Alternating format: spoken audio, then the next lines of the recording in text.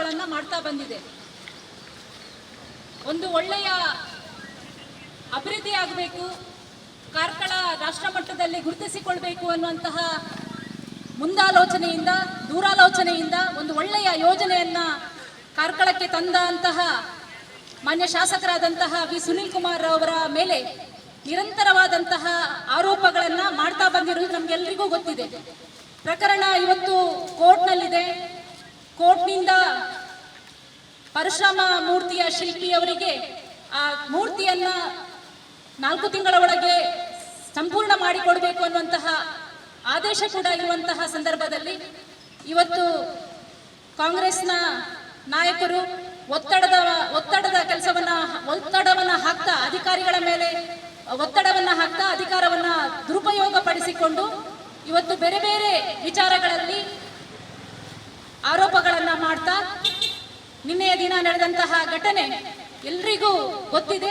ಆ ವಿಚಾರವನ್ನು ಖಂಡಿಸ್ತೇವೆ. ಮತ್ತೆ ಈ ಖಂಡಿಸುವಂತಹ ರೀತಿಯಲ್ಲಿ ನಾವು ಇವತ್ತು ಪ್ರತಿಭಟನೆಯನ್ನು ಹಮ್ಮಿಕೊಂಡಿದ್ದೇವೆ. ಪ್ರತಿಭಟನೆ ನಂತರ ಜಿಲ್ಲಾಧಿಕಾರಿಗಳಿಗೆ ಮನವಿಯನ್ನು ಕೂಡ ಕೊಡಲಿಕ್ಕಿದ್ದೇವೆ. ಈ ಪ್ರತಿಭಟನೆಯ ನೇತೃತ್ವವನ್ನು ನಮ್ಮ ಜಿಲ್ಲಾಧ್ಯಕ್ಷರಾದಂತಹ ಕಿಶೋರ್ ಕುಮಾರ್ ಕುಂದಾಪುರ ಅವರವರು ವಹಿಸಿಕೊಂಡಿದ್ದಾರೆ. ಅವರನ್ನು ಆತ್ಮೀಯವಾಗಿ ಈ ಪ್ರತಿಭಟನೆಗೆ ಸ್ವಾಗತಿಸ್ತೇನೆ. ಹಾಗೆಯೇ ಜಿಲ್ಲಾ ಪ್ರಧಾನ ಕಾರ್ಯದರ್ಶಿಗಳಾದಂತಹ ಹೆರ್ಗಾ ದಿನಕರ್ ಶೆಟ್ಟರು, ಜಿಲ್ಲೆಯ ಉಪಾಧ್ಯಕ್ಷರುಗಳಂತಹ ಮಹಾವೀರ್ ಹೆಗ್ಡೆ, ಕಿರಣ್ ಕುಮಾರ್, ಪ್ರಕಾಶ್ ಶೆಟ್ಟಿ ಪಾದೆಬೆಟ್ಟು, ಬೋಳ ಜಯರಾಮ್ ಸಾಲ್ಯಾನ್, ಜಿಲ್ಲೆಯ ಎಲ್ಲ ಉಪಾಧ್ಯಕ್ಷರುಗಳು, ಮಂಡಲ ಅಧ್ಯಕ್ಷರಾದಂತಹ ನವೀನ್ ನಾಯ್ಕ್, ಪ್ರಧಾನ ಕಾರ್ಯದರ್ಶಿಗಳಾದಂತಹ ಸುರೇಶ್ ಶೆಟ್ಟಿ ಶಿವಪುರ ಹಾಗೂ ಮಂಡಲದ ಅಧ್ಯಕ್ಷರಾದಂತಹ ಕಾಪು ಮಂಡಲ ಅಧ್ಯಕ್ಷರಾದಂತಹ ಜಿತೇಂದ್ರ ಶೆಟ್ಟಿ, ನಗರ ಮಂಡಲದ ಅಧ್ಯಕ್ಷರಾದಂತಹ ದಿನೇಶ್ ಅಮೀನ್ ಎಲ್ಲರೂ ಉಪಸ್ಥಿತರಿದ್ದಾರೆ. ಪೂರ್ತಿ ಉಡುಪಿಯ ಜಿಲ್ಲಾ ಬಿಜೆಪಿ ಮತ್ತು ಮಂಡಲ ಬಿಜೆಪಿಯ ಎಲ್ಲ ಪದಾಧಿಕಾರಿಗಳು ಈ ಸಭೆಯಲ್ಲಿ ಉಪಸ್ಥಿತರಿದ್ದಾರೆ. ಎಲ್ಲರನ್ನ ಈ ಸಭೆಯಲ್ಲಿ ಆತ್ಮೀಯವಾಗಿ ಸ್ವಾಗತಿಸ್ತೇನೆ. ವಿವಿಧ ಮೋರ್ಚಾಗಳ ಅಧ್ಯಕ್ಷರು, ಪದಾಧಿಕಾರಿಗಳು, ಜಿಲ್ಲಾ ಪಂಚಾಯತ್ ನಗರಸಭೆಯ ಸದಸ್ಯರು, ಪಂಚಾಯತ್ನ ಅಧ್ಯಕ್ಷರು, ಪದಾಧಿಕಾರಿಗಳು, ಸದಸ್ಯರು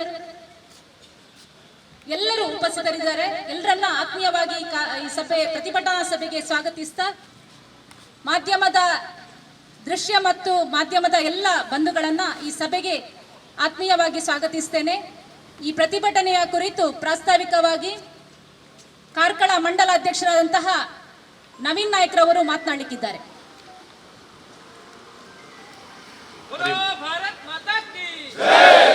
ಹರಿ ಓಂ.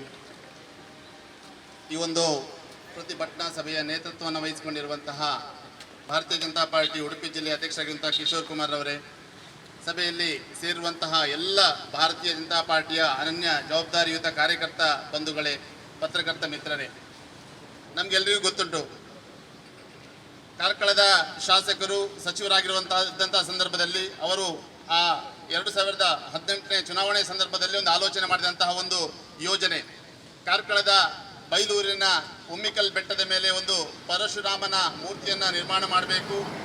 ಉಡುಪಿ ಮತ್ತು ಕರಾವಳಿಯ ಸೃಷ್ಟಿಕರ್ತ ಅಂತ ಹೇಳುವಂತಹ ಇತಿಹಾಸ ಇರುವಂತಹ ಪರಶುರಾಮನನ್ನು ಅಲ್ಲಿ ಒಂದು ಮೂರ್ತಿಯನ್ನು ನೆನೆಸುವುದರ ಮುಖಾಂತರ ನಮಗೆ, ನಮ್ಮ ಮುಂದಿನ ಪೀಳಿಗೆಗೆ ಮತ್ತು ಮುಂದಿನ ಜನಾಂಗಕ್ಕೆ ಈ ಒಂದು ಪರಶುರಾಮನ ಸೃಷ್ಟಿಯ ಬಗ್ಗೆ ಒಂದು ಚಿತ್ರಣವನ್ನು ಕೊಡಬೇಕು ಅಂತ ಹೇಳುವ ದೃಷ್ಟಿಯನ್ನು ಇಟ್ಕೊಂಡು ಒಂದು ಒಳ್ಳೆಯ ಯೋಜನೆಯನ್ನು ಸರ್ಕಾರದ ಮುಖಾಂತರ ಮಾಡಿದ್ದಾರೆ.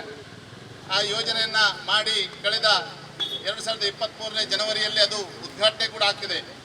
ಆ ಉದ್ಘಾಟನೆಯನ್ನು ಮಾಡ್ತಾ ಇರುವಂತಹ ಸಂದರ್ಭದಲ್ಲಿ ದೊಡ್ಡ ಕಾರ್ಯಕ್ರಮ ಆಯಿತು. ಕಾರ್ಯಕ್ರಮದ ಸಂದರ್ಭದಲ್ಲಿ ಅಲ್ಲಿ ಮೂರ್ತಿಯನ್ನು ಅಳವಡಿಸಿದಂತಹ ಕೃಷ್ಣ ನಾಯ್ಕ್ ಅಂತ ಹೇಳುವಂಥ ಒಂದು ಕ್ರಿಶ್ ಆರ್ಟ್ ಗ್ಯಾಲರಿಯ ಮೂರ್ತಿಯನ್ನು ತಯಾರು ಮಾಡಿದಂತಹ ಒಬ್ಬ ಆರ್ಟಿಸ್ಟ್, ಒಬ್ಬ ಕಲಾವಿದ, ಅವನು ಆ ಮೂರ್ತಿಯನ್ನು ಅಲ್ಲಿ ನಿರ್ಮಾಣ ಮಾಡಬೇಕಿದ್ರೆ ಆಗ ಅವನಿಗೆ ಕೆಲವು ಲೋಪದೋಷಗಳು ಕಂಡು ಬರ್ತದೆ ಅಂತ ಹೇಳಿದರೆ, ಅಷ್ಟು ಎತ್ತರದ ಮೂರ್ತಿ, ಆ ಕೈಯಲ್ಲಿ ಕೊಡಲಿ ಇರುವಂತಹ ಮೂರ್ತಿ, ಒಂದು ಕೈಯಲ್ಲಿ ಬಿಲ್ ಇರುವಂತಹ ಮೂರ್ತಿ, ಈ ಮೂರ್ತಿಯನ್ನು ಆ ಒಂದು ಎತ್ತರದ ಉಮ್ಮಿಕಲ್ ಬೆಟ್ಟದ ಮೇಲೆ ನಿರ್ಮಾಣ ಮಾಡಬೇಕಿದ್ರೆ, ಅಷ್ಟು ಎತ್ತರದ ಮೂರ್ತಿಯ ನಿರ್ಮಾಣ ಮಾಡಬೇಕಿದ್ರೆ ಅಲ್ಲಿರುವಂತಹ ಹವಾಮಾನದ ವೈಪರೀತ್ಯ ಆಗಿರ್ಬೋದು, ಕರಾವಳಿ ಭಾಗದಲ್ಲಿರುವಂತಹ ಗಾಳಿಯ ಸಂದರ್ಭ ಆಗಿರ್ಬೋದು, ಈ ಒಂದು ಸ್ವಲ್ಪ ಅದನ್ನು ವಿನ್ಯಾಸವನ್ನು ಬದಲು ಮಾಡಬೇಕು ಅಂತ ಹೇಳುವಂಥ ಆಲೋಚನೆ ಅವನಿಗೆ ಬರ್ತದೆ. ಅಂತ ಹೇಳಿದ್ರೆ ಇನ್ನು ಮುಂದಿನ ದಿನಗಳಲ್ಲಿ ಸಾವಿರಾರು ವರ್ಷ ಇದು ಬಾಳಿಕೆ ಬರುವಂತಹ ಮೂರ್ತಿ, ಮುಂದಷ್ಟು ದಿನಗಳಲ್ಲಿ ಇದು ಬಾಳಿಕೆ ಬರಬೇಕು, ಯಾವುದೇ ಅವಘಡಗಳಾಗಬಾರ್ದು ಅಂತ ಹೇಳೋ ದೃಷ್ಟಿಯಲ್ಲಿ ಸ್ವಲ್ಪ ವಿನ್ಯಾಸವನ್ನು ಬದಲು ಮಾಡಬೇಕು ಅಂತ ಹೇಳುವ ಮುಖಾಂತರ ಅವನು ನಿರ್ಮಿತಿ ಕೇಂದ್ರದವರ ಹತ್ರ ಎಲ್ಲರ ಚರ್ಚೆ ಮಾಡಿ ಒಂದು ನಿರ್ಧಾರವನ್ನು ಮಾಡ್ತಾನೆ.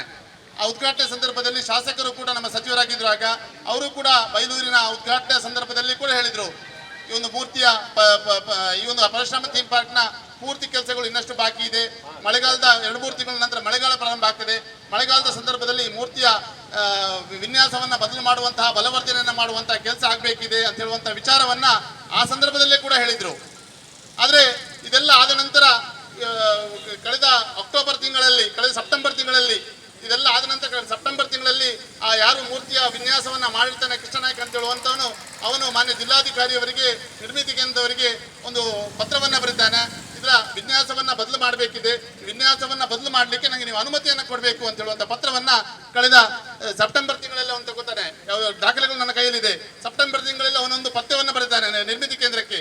ಆ ನಿರ್ಮಿತಿ ಕೇಂದ್ರದ ಪತ್ರವನ್ನ ಇಟ್ಕೊಂಡು ನಿರ್ಮಿತಿ ಕೇಂದ್ರದವರು ಮಾನ್ಯ ಉಸ್ತುವಾರಿ ಸಚಿವರು ಕೂಡ ಭೇಟಿಯನ್ನು ಕೊಡ್ತಾರೆ.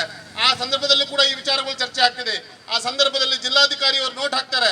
ಏನಂತ ಹೇಳಿದ್ರೆ ಅಕ್ಟೋಬರ್ 3ನೇ ತಾರೀಕಿಗೆ ಇಂತಹ ಒಂದು ಮರುವಿನ್ಯಾಸವನ್ನು ಮಾಡುವಂತ ವಿಚಾರ ಈ ಮೊದಲೇ ನಿಶ್ಚಯ ಆಗಿರುವಂತದ್ದು. ಉಸ್ತುವಾರಿ ಸಚಿವರು ಕೂಡ ಇದನ್ನ ಹೇಳಿದ್ದಾರೆ. ಈ ಮುಖಾಂತರ ಇದನ್ನ ಮರುವಿನ್ಯಾಸ ಮಾಡಲಿಕ್ಕೆ ನಾವು ಅವನಿಗೆ ಅನುಮೋದಿಸಿದೆ ಅಂತ ಹೇಳುವಂತ ವಿಚಾರವನ್ನ ಆ ಒಂದು ದಾಖಲೆಯಲ್ಲಿ ಕೂಡ ಇದೆ. ಇವತ್ತು ನಿರ್ಮಿತಿ ಕೇಂದ್ರ ದಾಖಲೆಯಲ್ಲಿ ಕೂಡ ಜಿಲ್ಲಾಧಿಕಾರಿಯವರು ಮತ್ತು ಮಾನ್ಯ ಉಸ್ತುವಾರಿ ಸಚಿವರು ಕೂಡ ಇದನ್ನ ಅನುಮೋದನೆಯನ್ನು ಕೊಟ್ಟಿರ್ತಾರೆ, ಆ ಮರುವಿನ್ಯಾಸ ಮಾಡಬೇಕು ಅಂತ ಹೇಳುವಂಥದ್ದು. ಆ ಮರುವಿನ್ಯಾಸ ಮಾಡಬೇಕು ಅಂತ ಹೇಳಿದ ನಂತರ ಅದನ್ನ ಅಲ್ಲಿ ನಿರ್ಬಂಧಿತ ಪ್ರದೇಶ ಆಗಬೇಕು. ಆ ನಿರ್ಬಂಧಿತ ಪ್ರದೇಶ ಆಗಬೇಕಿದ್ರೆ ಕಾರ್ಕಳ ತಹಶೀಲ್ದಾರರು ಪೊಲೀಸ್ ಇಲಾಖೆಯವರಿಗೆ SP ಅವರಿಗೆ ಒಂದು ಪತ್ರವನ್ನು ಬರೀತಾರೆ. ಆ ನಿರ್ಬಂಧಿತ ಪ್ರದೇಶ ಆಗಬೇಕು, ಅದನ್ನ ನಿಮ್ಮ ಸುಪರ್ದಿಗೆ ತೆಗೆದುಕೊಳ್ಬೇಕು ಅಂತ ಪೊಲೀಸ್ ಇಲಾಖೆಗೆ ಪತ್ರವನ್ನು ಬರೀತಾರೆ. ಅಕ್ಟೋಬರ್ 10ನೇ ತಾರೀಕಿಗೆ ಪೊಲೀಸ್ ಇಲಾಖೆಗೆ ನಿಮ್ಮ ಸುಪರ್ದಿಗೆ ತಗೊಳ್ಬೇಕು ಅಂತ ಹೇಳುವಂಥದ್ದು. ಅಲ್ಲಿಯ ನಂತರ ಆ ಪ್ರದೇಶಕ್ಕೆ ನಿರ್ಬಂಧಿತ ಪ್ರದೇಶ ಆಗಿರ್ತದೆ. ಯಾರೂ ಕೂಡ ಆ ಪ್ರದೇಶಕ್ಕೆ ಹೋಗ್ಲಿಕ್ಕೆ ಇರೋದಿಲ್ಲ. ಆ ಪ್ರದೇಶದಲ್ಲಿ ಪೊಲೀಸ್ ಸಿಬ್ಬಂದಿಯಲ್ಲಿ ಆ ಪ್ರದೇಶ ಇರ್ತದೆ.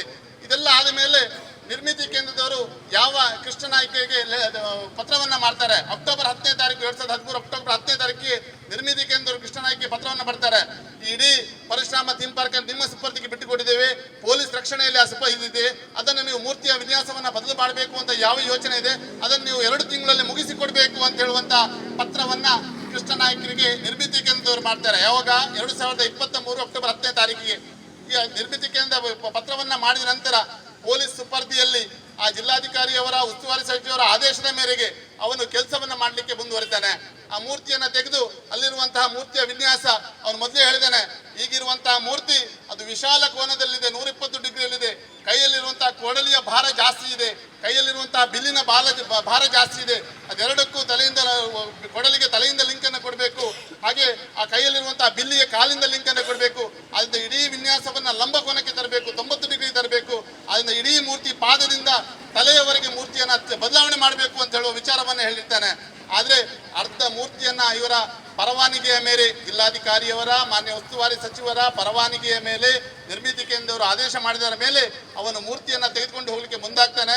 ಪೊಲೀಸ್ ರಕ್ಷಣೆಯಲ್ಲೇ ಮೂರ್ತಿಯನ್ನು ತೆಗಿತಾನೆ. ಅವನು ಯಾವುದು ಕದ್ದು ಮುಚ್ಚಿ ತೆಗೆದುಕೊಂಡು ಹೋಗುದಿಲ್ಲ. ಜಿಲ್ಲಾಧಿಕಾರಿಯವರೇ ಆದೇಶವನ್ನು ಮಾಡಿದ್ದು, ನಿರ್ಮಿತಿ ಕೇಂದ್ರವರಿಗೆ ಅವನು ಹಸ್ತಾಂತರ ಮಾಡಿದ್ದು, ಪೊಲೀಸ್ ತಹಶೀಲ್ದಾರರೇ ಅಲ್ಲಿ ಪೊಲೀಸ್ ರಕ್ಷಣೆಯನ್ನು ಕೊಟ್ಟಿದ್ದು. ಇಷ್ಟಾದ ಮೇಲೂ ಅವನು ಮೂರ್ತಿಯನ್ನು ತೆಗೆದುಕೊಂಡು ಹೋಗ್ತಾನೆ. ಮೂರ್ತಿಯನ್ನ ತೆಗೆದುಕೊಂಡು ಹೋದ ಕೂಡಲೇ ಕೆಲವೊಂದು ವಿಘ್ನ ಸಂತೋಷಿಗಳು, ಕಾಂಗ್ರೆಸ್ನ ವಿಘ್ನ ಸಂತೋಷಿಗಳು ಅಲ್ಲೊಂದು ಒತ್ತಡವನ್ನು ಹಾಕ್ತಾರೆ. ಯಾವುದೇ ಕಾರಣಕ್ಕೆ ಅವರ ಸರ್ಕಾರ ಇದೆ, ಒತ್ತಡವನ್ನು ಹಾಕ್ತಾರೆ. ಯಾವುದೇ ಕಾರಣಕ್ಕೆ ಮೂರ್ತಿಯನ್ನ ತೆಗೆದುಕೊಂಡು ಹೋಗಬಾರ್ದು, ಅದು ತನಿಖೆಯನ್ನ ಮಾಡಬೇಕು ಅಂತೇಳಿ ಒತ್ತಡವನ್ನು ಹಾಕ್ತಾರೆ. ಅರ್ಧ ಮೂರ್ತಿ ತೆಗೆದುಕೊಂಡು ಹೋದ ತಕ್ಷಣ ಇಡೀ ಕಾಮಗಾರಿಯನ್ನ ಜಿಲ್ಲಾಧಿಕಾರಿಯ ಮುಖಾಂತರ ಒತ್ತಡವನ್ನ ಹಾಕಿ, ಮಾನ್ಯ SP ಅವರ ಮುಖಾಂತರ ಒತ್ತಡವನ್ನ ಹಾಕಿ ಅಲ್ಲಿ ಕಾಮಗಾರಿಯನ್ನು ನಿಲ್ಲಿಸ್ತಾರೆ. ಅವನಿಗೆ ಉಳಿದ ಕಾಮಗಾರಿಯನ್ನು ಮಾಡಲಿಕ್ಕೆ ಅವಕಾಶವನ್ನು ಕೊಡುವುದಿಲ್ಲ. ಆ ಸಂದರ್ಭದಲ್ಲಿ ಕೃಷ್ಣನಾಯ್ಕ ಮಾನ್ಯ ಉಚ್ಚ ನ್ಯಾಯಾಲಯಕ್ಕೆ ಹೈಕೋರ್ಟ್ಗೆ ಹೋಗ್ತಾರೆ. ಹೈಕೋರ್ಟ್ ಅಲ್ಲಿ ಅವರು ಅಪೀಲನ್ನು ಹಾಕ್ತಾರೆ. ನನಗೆ ಅಲ್ಲಿ ಭಯದ ವಾತಾವರಣ ಇದೆ, ನನಗೆ ಕೆಲಸ ಮಾಡ್ಲಿಕ್ಕೆ ಬಿಡ್ತಾ ಇಲ್ಲ, ನನಗೆ ಆ ಮೂರ್ತಿಯ ಕೆಲಸ ಪೂರ್ತಿಯಾಗಬೇಕಿದ್ರೆ ಜಿಲ್ಲಾಧಿಕಾರಿಯವರು ಆದೇಶವನ್ನ ಮಾಡಿದ್ದಾರೆ, ಆದ್ರೆ ನನಗೆ ಭಯದ ವಾತಾವರಣ ಇದೆ, ನನಗೆ ರಕ್ಷಣೆಯನ್ನ ಕೊಡಬೇಕು ಅಂತ ಮಾನ್ಯ ನ್ಯಾಯಾಲಯಕ್ಕೆ ಹೋದಾಗ ನ್ಯಾಯಾಲಯ ಕೂಡ ಆದೇಶವನ್ನ ಮಾಡ್ತದೆ.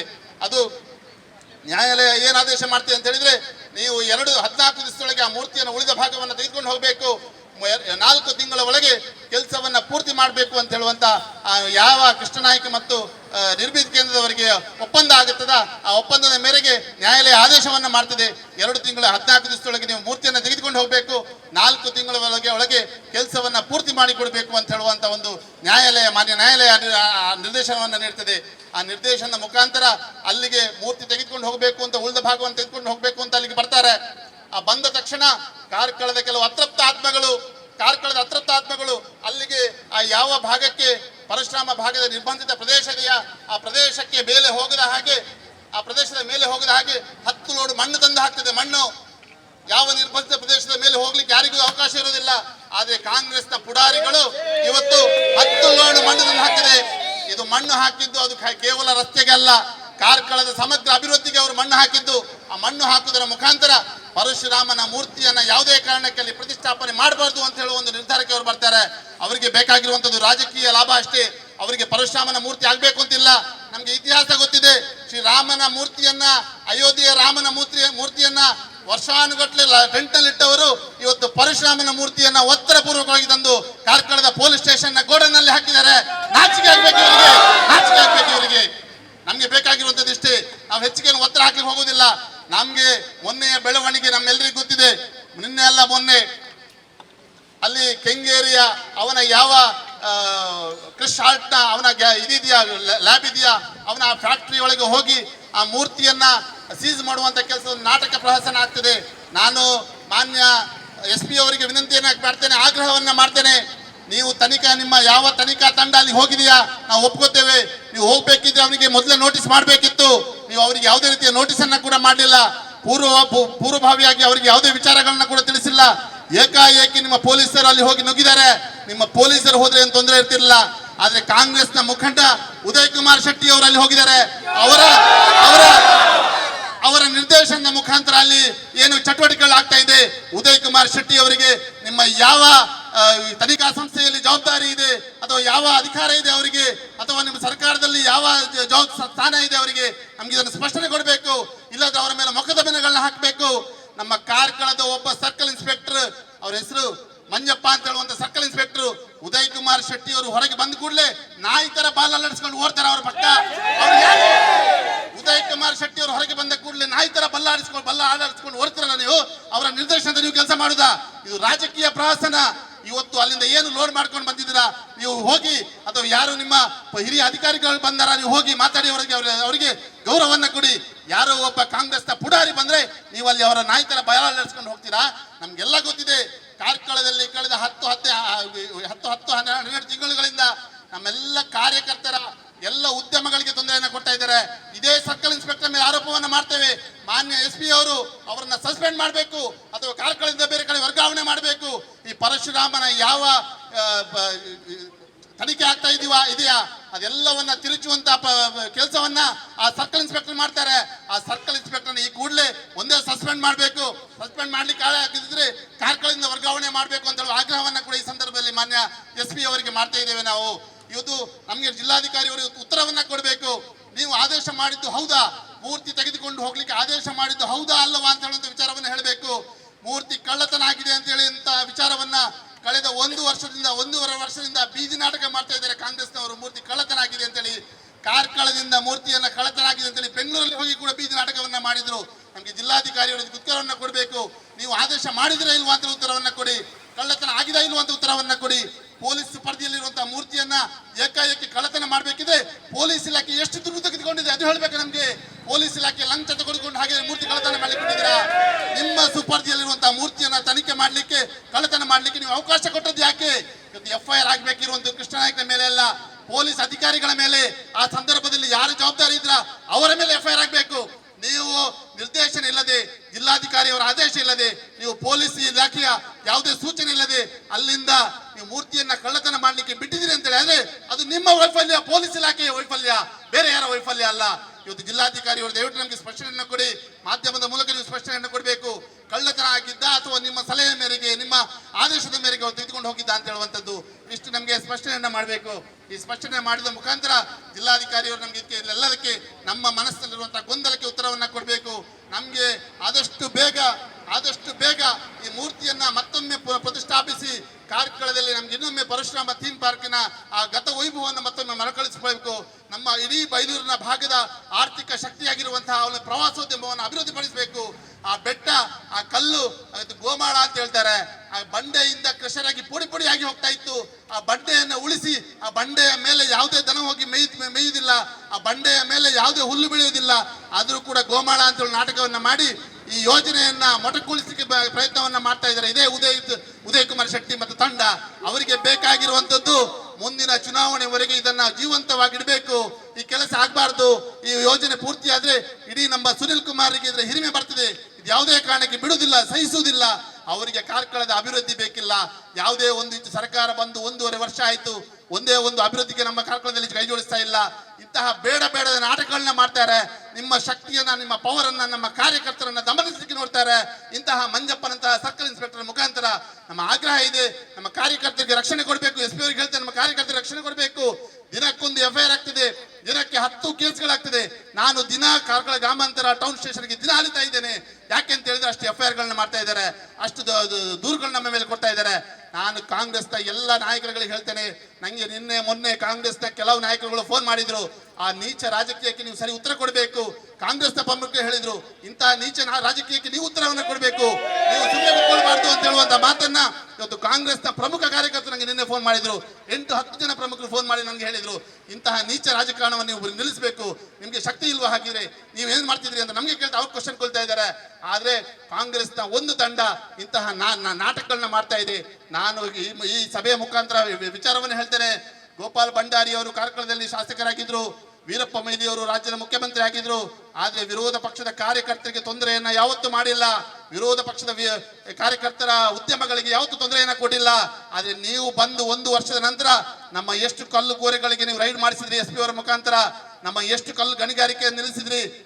ನಿಮ್ಮಲ್ಲೂ ಯಾರು ಇಲ್ವಾ ಹಾಗಾದ್ರೆ ಗಣಿಗಾರಿಕೆ ಮಾಡುವಂತವ್ರು? ನಿಮ್ಮಲ್ಲಿ ಯಾರು ಇಲ್ವಾ 2 ನಂಬರ್ ವ್ಯಾಪಾರ ಮಾಡುವಂತವ್ರು? ನಾವು ಕೂಡ ಹೊರಟ್ರೆ ನಿಮ್ಮೆಲ್ಲ ಉದ್ಯಮಗಳನ್ನ ಬಂದ್ ಮಾಡ್ಲಿಕ್ಕೆ ನಮಗೂ ಗೊತ್ತುಂಟು.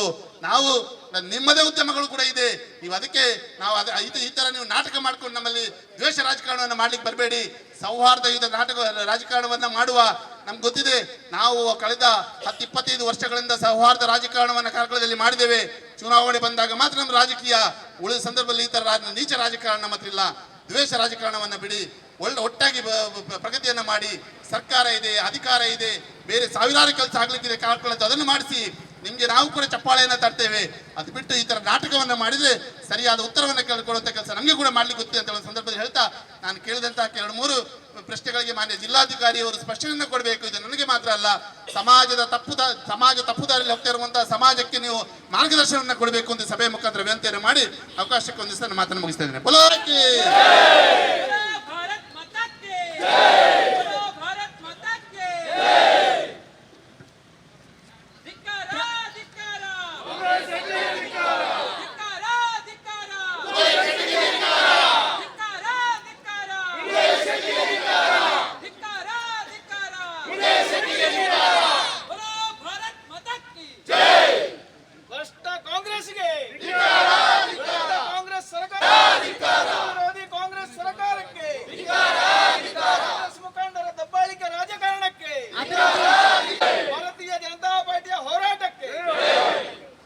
ಕಳೆದ ಕೆಲವು ವರ್ಷಗಳಲ್ಲಿ ಕಾರ್ಕಳ ಕಂಡು ಕೇಳರಿಯದಂತಹ ಅಭಿವೃದ್ಧಿ ಮಾಡಿದ್ದನ್ನು ನಾವೆಲ್ಲ ನೋಡಿದ್ದೇವೆ. ಇವತ್ತಿಗೂ ಕೂಡ ಬಹಳ ಹಿಂದೆ ಕಾಂಗ್ರೆಸ್ ನಾಯಕರು ಹಾಕಿದಂತಹ ಶಂಕುಸ್ಥಾಪನೆ ಮಾಡಿದಂತಹ ಕಲ್ಲುಗಳು ಅದೆಲ್ಲವನ್ನ ಮತ್ತೆ ಹೊಸತಾದ ಅನುದಾನದಿಂದ ಅದನ್ನ ಕಾಮಗಾರಿಗಳನ್ನ ಪೂರ್ಣಗೊಳಿಸಿದಂತಹ ಕೀರ್ತಿ ಇದ್ರೆ ಅದು ನಮ್ಮ ಶಾಸಕರಾದಂತಹ ಸುನಿಲ್ ಕುಮಾರ್ ಅವರಿಗೆ. ಅವರ ಅಭಿವೃದ್ಧಿ ಯೋಜನೆಗಳನ್ನ ಸಹಿಸಲಾಗದೆ ಮತ್ಸರದಿಂದ ಮಾಡಿದಂತಹ ಕೃತ್ಯ ಇದು. ಸುಮ್ಮನೆ ಅಪಪ್ರಚಾರಗಳು, ದೇವಸ್ಥಾನ ಹಿಂದೂ ದೇವರನ್ನ ಅವಮಾನ ಅಂತ ಹೇಳುವಂತಹ ಅಪಪ್ರಚಾರ. ಪರಶುರಾಮನ ಮೂರ್ತಿಯನ್ನ ಯಾವುದೇ ಪ್ರಾಣ ಪ್ರತಿಷ್ಠೆ ಮಾಡಿ ಅಲ್ಲಿ ಪ್ರತಿಷ್ಠಾಪಿಸಿದ್ದಲ್ಲ, ಅದು ದೇವರ ಮೂರ್ತಿಯಲ್ಲ, ಅದನ್ನ ಒಂದು ಪ್ರವಾಸೋದ್ಯಮದ ದೃಷ್ಟಿಯಿಂದ ಮಾಡಿರುವಂತಹದ್ದು. ಹಾಗಾಗಿ ಅದಕ್ಕೆ ಧಾರ್ಮಿಕತೆಯ ಲೇಪನ ಕೊಡುವಂತಹ ಅಗತ್ಯ ಇರಲಿಲ್ಲ. ಅಂತಹ ಅಪಪ್ರಚಾರವನ್ನು ಕೂಡ ಮಾಡಿ ಆಗಿತ್ತು. ಆದರೆ ಪರಶುರಾಮ ಥೀಮ್ ಪಾರ್ಕ್ನ ಉದ್ಘಾಟನಾ ಸಂದರ್ಭದಲ್ಲಿ ಇವತ್ತು ಯಾರು ಅದರ ಬಗ್ಗೆ ಅಪಪ್ರಚಾರ ಮಾಡ್ತಾ ಇದ್ದಾರೆ, ಅದರ ಬಗ್ಗೆ ಆಧಾರರಹಿತ ಆರೋಪಗಳನ್ನ ಮಾಡ್ತಾ ಇದ್ದಾರೆ, ಅವರೇ ವೇದಿಕೆಗೆ ಬಂದು ನಮ್ಮ ಶಾಸಕರನ್ನ ಹಾಡಿ ಹೊಗಳಿ ಹೋಗಿದ್ದು ಕೂಡ ನಮ್ಗೆ ಎಲ್ರಿಗೂ ಗೊತ್ತಿದೆ. ಎಲ್ಲರೂ ಅದನ್ನ ನೆನಪಿಸಿಟ್ಟಿದ್ದಾರೆ, ಗೊತ್ತಿದೆ. ಅಂತಹ ಮತ್ಸರದಿಂದ ಚುನಾವಣೆಯಲ್ಲಿ ಸೋಲ್ತಂತಹ ಹತಾಶೆಯಿಂದ ಮಾಡುವಂತಹ ಕೆಲಸ, ತಲೆಗೆಟ್ಟಂತಹ ಕೆಲಸವನ್ನ ಇವತ್ತು ಕಾಂಗ್ರೆಸ್ ಮುಖಂಡರು ಮಾಡ್ತಾ ಇದ್ದಾರೆ. ಇದನ್ನ ಯಾವ ಮಟ್ಟಿಗೂ ನಮ್ಮ ಕಾರ್ಯಕರ್ತರು ಸಹಿಸೋದಿಲ್ಲ. ಇದನ್ನ ಸರಿಯಾದ ತನಿಖೆ ಮಾಡದೆ ಹೋದಲ್ಲಿ ಮುಂದಕ್ಕೆ ಇದಕ್ಕೂ ಉಗ್ರವಾದಂತಹ ಪ್ರತಿಭಟನೆಯನ್ನ ನಾವು ಮಾಡ್ಲಿಕ್ಕೆ ಎಲ್ಲ ಕಾರ್ಯಕರ್ತರು ಸಿದ್ಧರಿದ್ದೇವೆ ಅನ್ನುವಂತಹ ಮಾತನ್ನ ಹೇಳ್ತಾ, ವೀರಪ್ಪ ಮೊಯ್ಲಿ ಅವರು ಕಾರ್ಕಳ ವಿಧಾನಸಭಾ ಕ್ಷೇತ್ರದ ಶಾಸಕರಾಗಿದ್ದರು. ಅವರೇ ಈ ರಾಜ್ಯದ ಪ್ರಧಾನಮಂತ್ರಿ ಕೂಡ ಆಗಿದ್ದರು. ಮುಖ್ಯಮಂತ್ರಿ ಆಗಿದ್ರು. ತದನಂತರ ಗೋಪಾಲ್ ಭಂಡಾರಿ ಅವರು ಶಾಸಕರಾಗಿದ್ದರು, ಆಡಳಿತ ಪಕ್ಷ ಅವರದ್ದೇ ಇತ್ತು. ತದನಂತರದಲ್ಲಿ ಮಾನ್ಯ ಸುನೀಲ್ ಕುಮಾರ್ ಅವರು ಭಾರತೀಯ ಜನತಾ ಪಾರ್ಟಿಯಿಂದ ಶಾಸಕರಾಗಿ ಆಯ್ಕೆ ಆಗ್ತಾರೆ, ವಿರೋಧ ಪಕ್ಷದಲ್ಲಿರ್ತಾರೆ. ಈ ಮೂರೂ ಶಾಸಕರ ಒಬ್ರು ಮುಖ್ಯಮಂತ್ರಿ ಆಗಿದ್ದ ಅವಧಿ, ಇನ್ನೊಬ್ರು ಅವರದ್ದೇ ಪಕ್ಷ ಕಾಂಗ್ರೆಸ್ ಪಕ್ಷದ ಶಾಸಕರಾಗಿದ್ದ ಸಂದರ್ಭದಲ್ಲಿ ಅವರದ್ದೇ ಆಡಳಿತ ಪಕ್ಷ. ಭಾರತೀಯ ಜನತಾ ಪಾರ್ಟಿಯ ಸುನೀಲ್ ಕುಮಾರ್ ಅವರು ಶಾಸಕರಾಗಿ ಆಯ್ಕೆ ಆದ ಮೇಲೆ ವಿರೋಧ ಪಕ್ಷ. ಈ ಮೂರೂ ಕಾಲದ ಅಭಿವೃದ್ಧಿಯನ್ನ ತುಲನಾತ್ಮಕವಾಗಿ ನಾವೆಲ್ಲರೂ ನೋಡಬೇಕಾಗ್ತದೆ, ಗಮನಿಸಬೇಕಾಗ್ತದೆ. ಅಂದ್ರೆ ಕಾಂಗ್ರೆಸ್ ಯಾವತ್ತಿಗೂ ಕೂಡ ಅಭಿವೃದ್ಧಿಯನ್ನ ಸಹಿಸುವುದೇ ಇಲ್ಲ. ಅವರು ನಿರಂತರವಾಗಿ ಇತಿಹಾಸವನ್ನ ಹತ್ತಿಕ್ಕುವಂಥದ್ದು, ಧಾರ್ಮಿಕ ಭಾವನೆಯನ್ನ ಕೆರಳಿಸಿ ಅದನ್ನ ಹತ್ತಿಕ್ಕುವಂಥದ್ದು ಅವರ ಜಾಯಮಾನ ಆಗಿದೆ. ಇವತ್ತು ಉಮ್ಮಿಕಲ್ ಬೆಟ್ಟದ ಮೇಲೆ ಏನು ಪರಶುರಾಮ ಮೂರ್ತಿಯನ್ನ ಸ್ಥಾಪನೆ ಮಾಡಿ ಅದಕ್ಕೆ ಪರಶುರಾಮ ಥೀಮ್ ಪಾರ್ಕ್ ಅಂತೇಳಿ ಹೇಳಿ ಹೆಸರಿಟ್ಟಿದ್ದಾರೆ, ಅಲ್ಲಿ ಸುನೀಲ್ ಕುಮಾರ್ ಥೀಮ್ ಪಾರ್ಕ್ ಅಂತೇಳಿ ಹೇಳಿ ಹೆಸರಿಟ್ಟದಿದ್ರೆ ನಾವೆಲ್ಲರೂ ಅದನ್ನು ಕಾಂಗ್ರೆಸ್ನವರು ವಿರೋಧ ಮಾಡಿದಿದ್ರೆ ಅದನ್ನು ನಾವು ಪ್ರತಿಭಟಿಸಬಹುದಿತ್ತು, ಅವರಿಗೆ ನಾವು ಒಪ್ಪಿಗೆಯನ್ನು ಕೊಡ್ಬೋದಿತ್ತು. ಆದ್ರೆ ಇವತ್ತು ಈ ಕರಾವಳಿ ಭಾಗದ ಸೃಷ್ಟಿಕರ್ತ ಪರಶುರಾಮ ಅನ್ನೋ ಹೆಸರಿನಲ್ಲಿ ಥೀಮ್ ಪಾರ್ಕ್ ಅನ್ನ ಸ್ಥಾಪನೆ ಮಾಡಿದೆ. ಅದಕ್ಕೆ ಇವರಿಗೆ ಯಾಕೆ ಹೊಟ್ಟೆ ಉರಿ ಕಾಂಗ್ರೆಸ್ನವರಿಗೆ? ಮತ್ತೆ ಮತ್ತೆ ಮತ್ತೆ ಮತ್ತೆ ಕಾಂಗ್ರೆಸ್ನವರು ಸಾಬೀತು ಮಾಡೋದು ಇದನ್ನೇ. ನಾವು ಯಾವುದೇ ನಮ್ಮ ದೇಶದ ಇತಿಹಾಸವನ್ನ ನಾವು ಒಪ್ಪುವುದಿಲ್ಲ, ಈ ದೇಶದ ರಾಮನನ್ನ ನಾವು ಒಪ್ಪುವುದಿಲ್ಲ, ಈ ದೇಶದ ಹಿಂದುತ್ವವನ್ನು ನಾವು ಒಪ್ಪುವುದಿಲ್ಲ ಅನ್ನುವುದನ್ನ ಅವರ ನಡವಳಿಕೆಯಿಂದ ಪದೇ ಪದೇ ನಮಗೆ ಸಾಬೀತುಪಡಿಸಿ ತೋರಿಸ್ತಾ ಇದ್ದಾರೆ. ಇವತ್ತು ಸಂಪೂರ್ಣವಾದಂತಹ ವರದಿ ಆ ಪರಶುರಾಮ ಥೀಮ್ ಪಾರ್ಕ್ನ ಬಗ್ಗೆ ಏನು ಆಗಿದೆ ಅನ್ನುವುದನ್ನ ಕಾರ್ಕಳದ ಅಧ್ಯಕ್ಷರಾದಂತಹ ನವೀನ್ ನಾಯಕ್ ಅವರು ಸ್ಪಷ್ಟವಾಗಿ ನಮಗೆ ಇಲ್ಲಿ ಹೇಳಿದ್ದಾರೆ.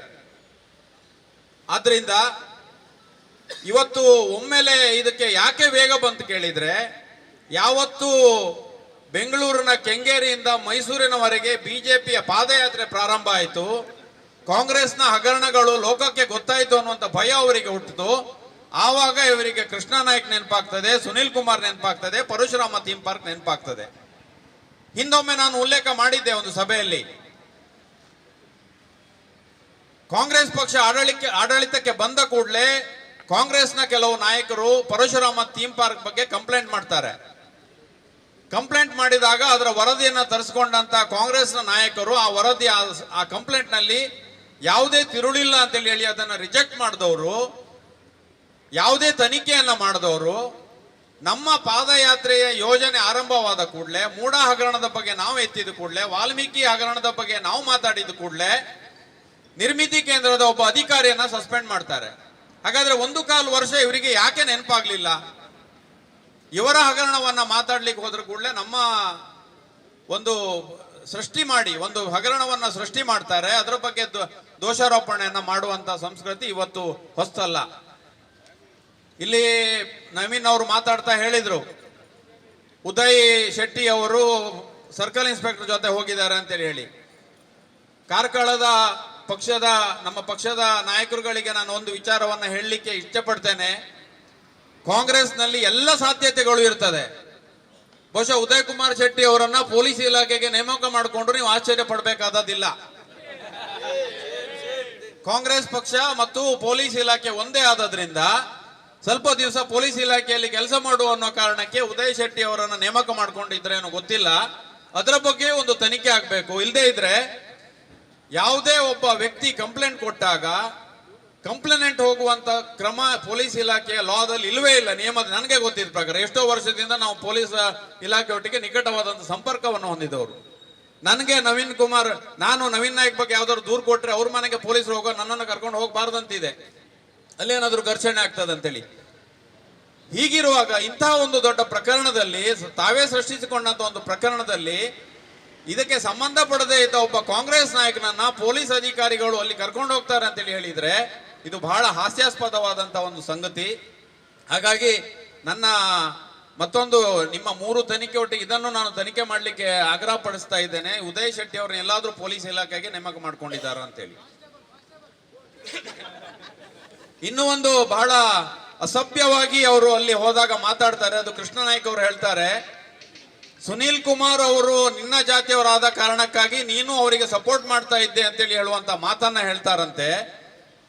ನಾವು ಈ ದೇಶದಲ್ಲಿ ಎಲ್ಲಾ ಜಾತಿಯವರು ಒಂದೇ, ಎಲ್ಲಾ ಧರ್ಮದವರು ಒಂದೇ ಅಂತೇಳಿ ಹೇಳಿ ತಿಳ್ಕೊಂಡವರು ಒಬ್ಬ ಚುನಾವಣೆಗೆ ನಿಂತ ಒಬ್ಬ ವ್ಯಕ್ತಿ ಜಾತಿಯ ಬಗ್ಗೆ ಕೀಳಾಗಿ ಮಾತಾಡ್ತಾರೆ ಅಂತೇಳಿ ಹೇಳಿದ್ರೆ ಬಹುಶಃ ನಿಮ್ಮ ಯೋಗ್ಯತೆಯನ್ನ ನಾವು ಅಳಿಲಿಕ್ಕೆ ಬೇರೆ ಮಾನದಂಡಗಳು ಬೇಡ ಅನ್ನುವಂಥದ್ದನ್ನ ನಾವಿಲ್ಲಿ ತೀರ್ಮಾನ ಮಾಡ್ತಾ ಇದ್ದೇವೆ. ಹಾಗಾಗಿ ಇಲ್ಲಿ ಏನು ನ್ಯಾಯಸಮ್ಮತವಾದ ತನಿಖೆ ಇದೆ ಅದನ್ನು ನಾವು ಮಾಡಬೇಕು.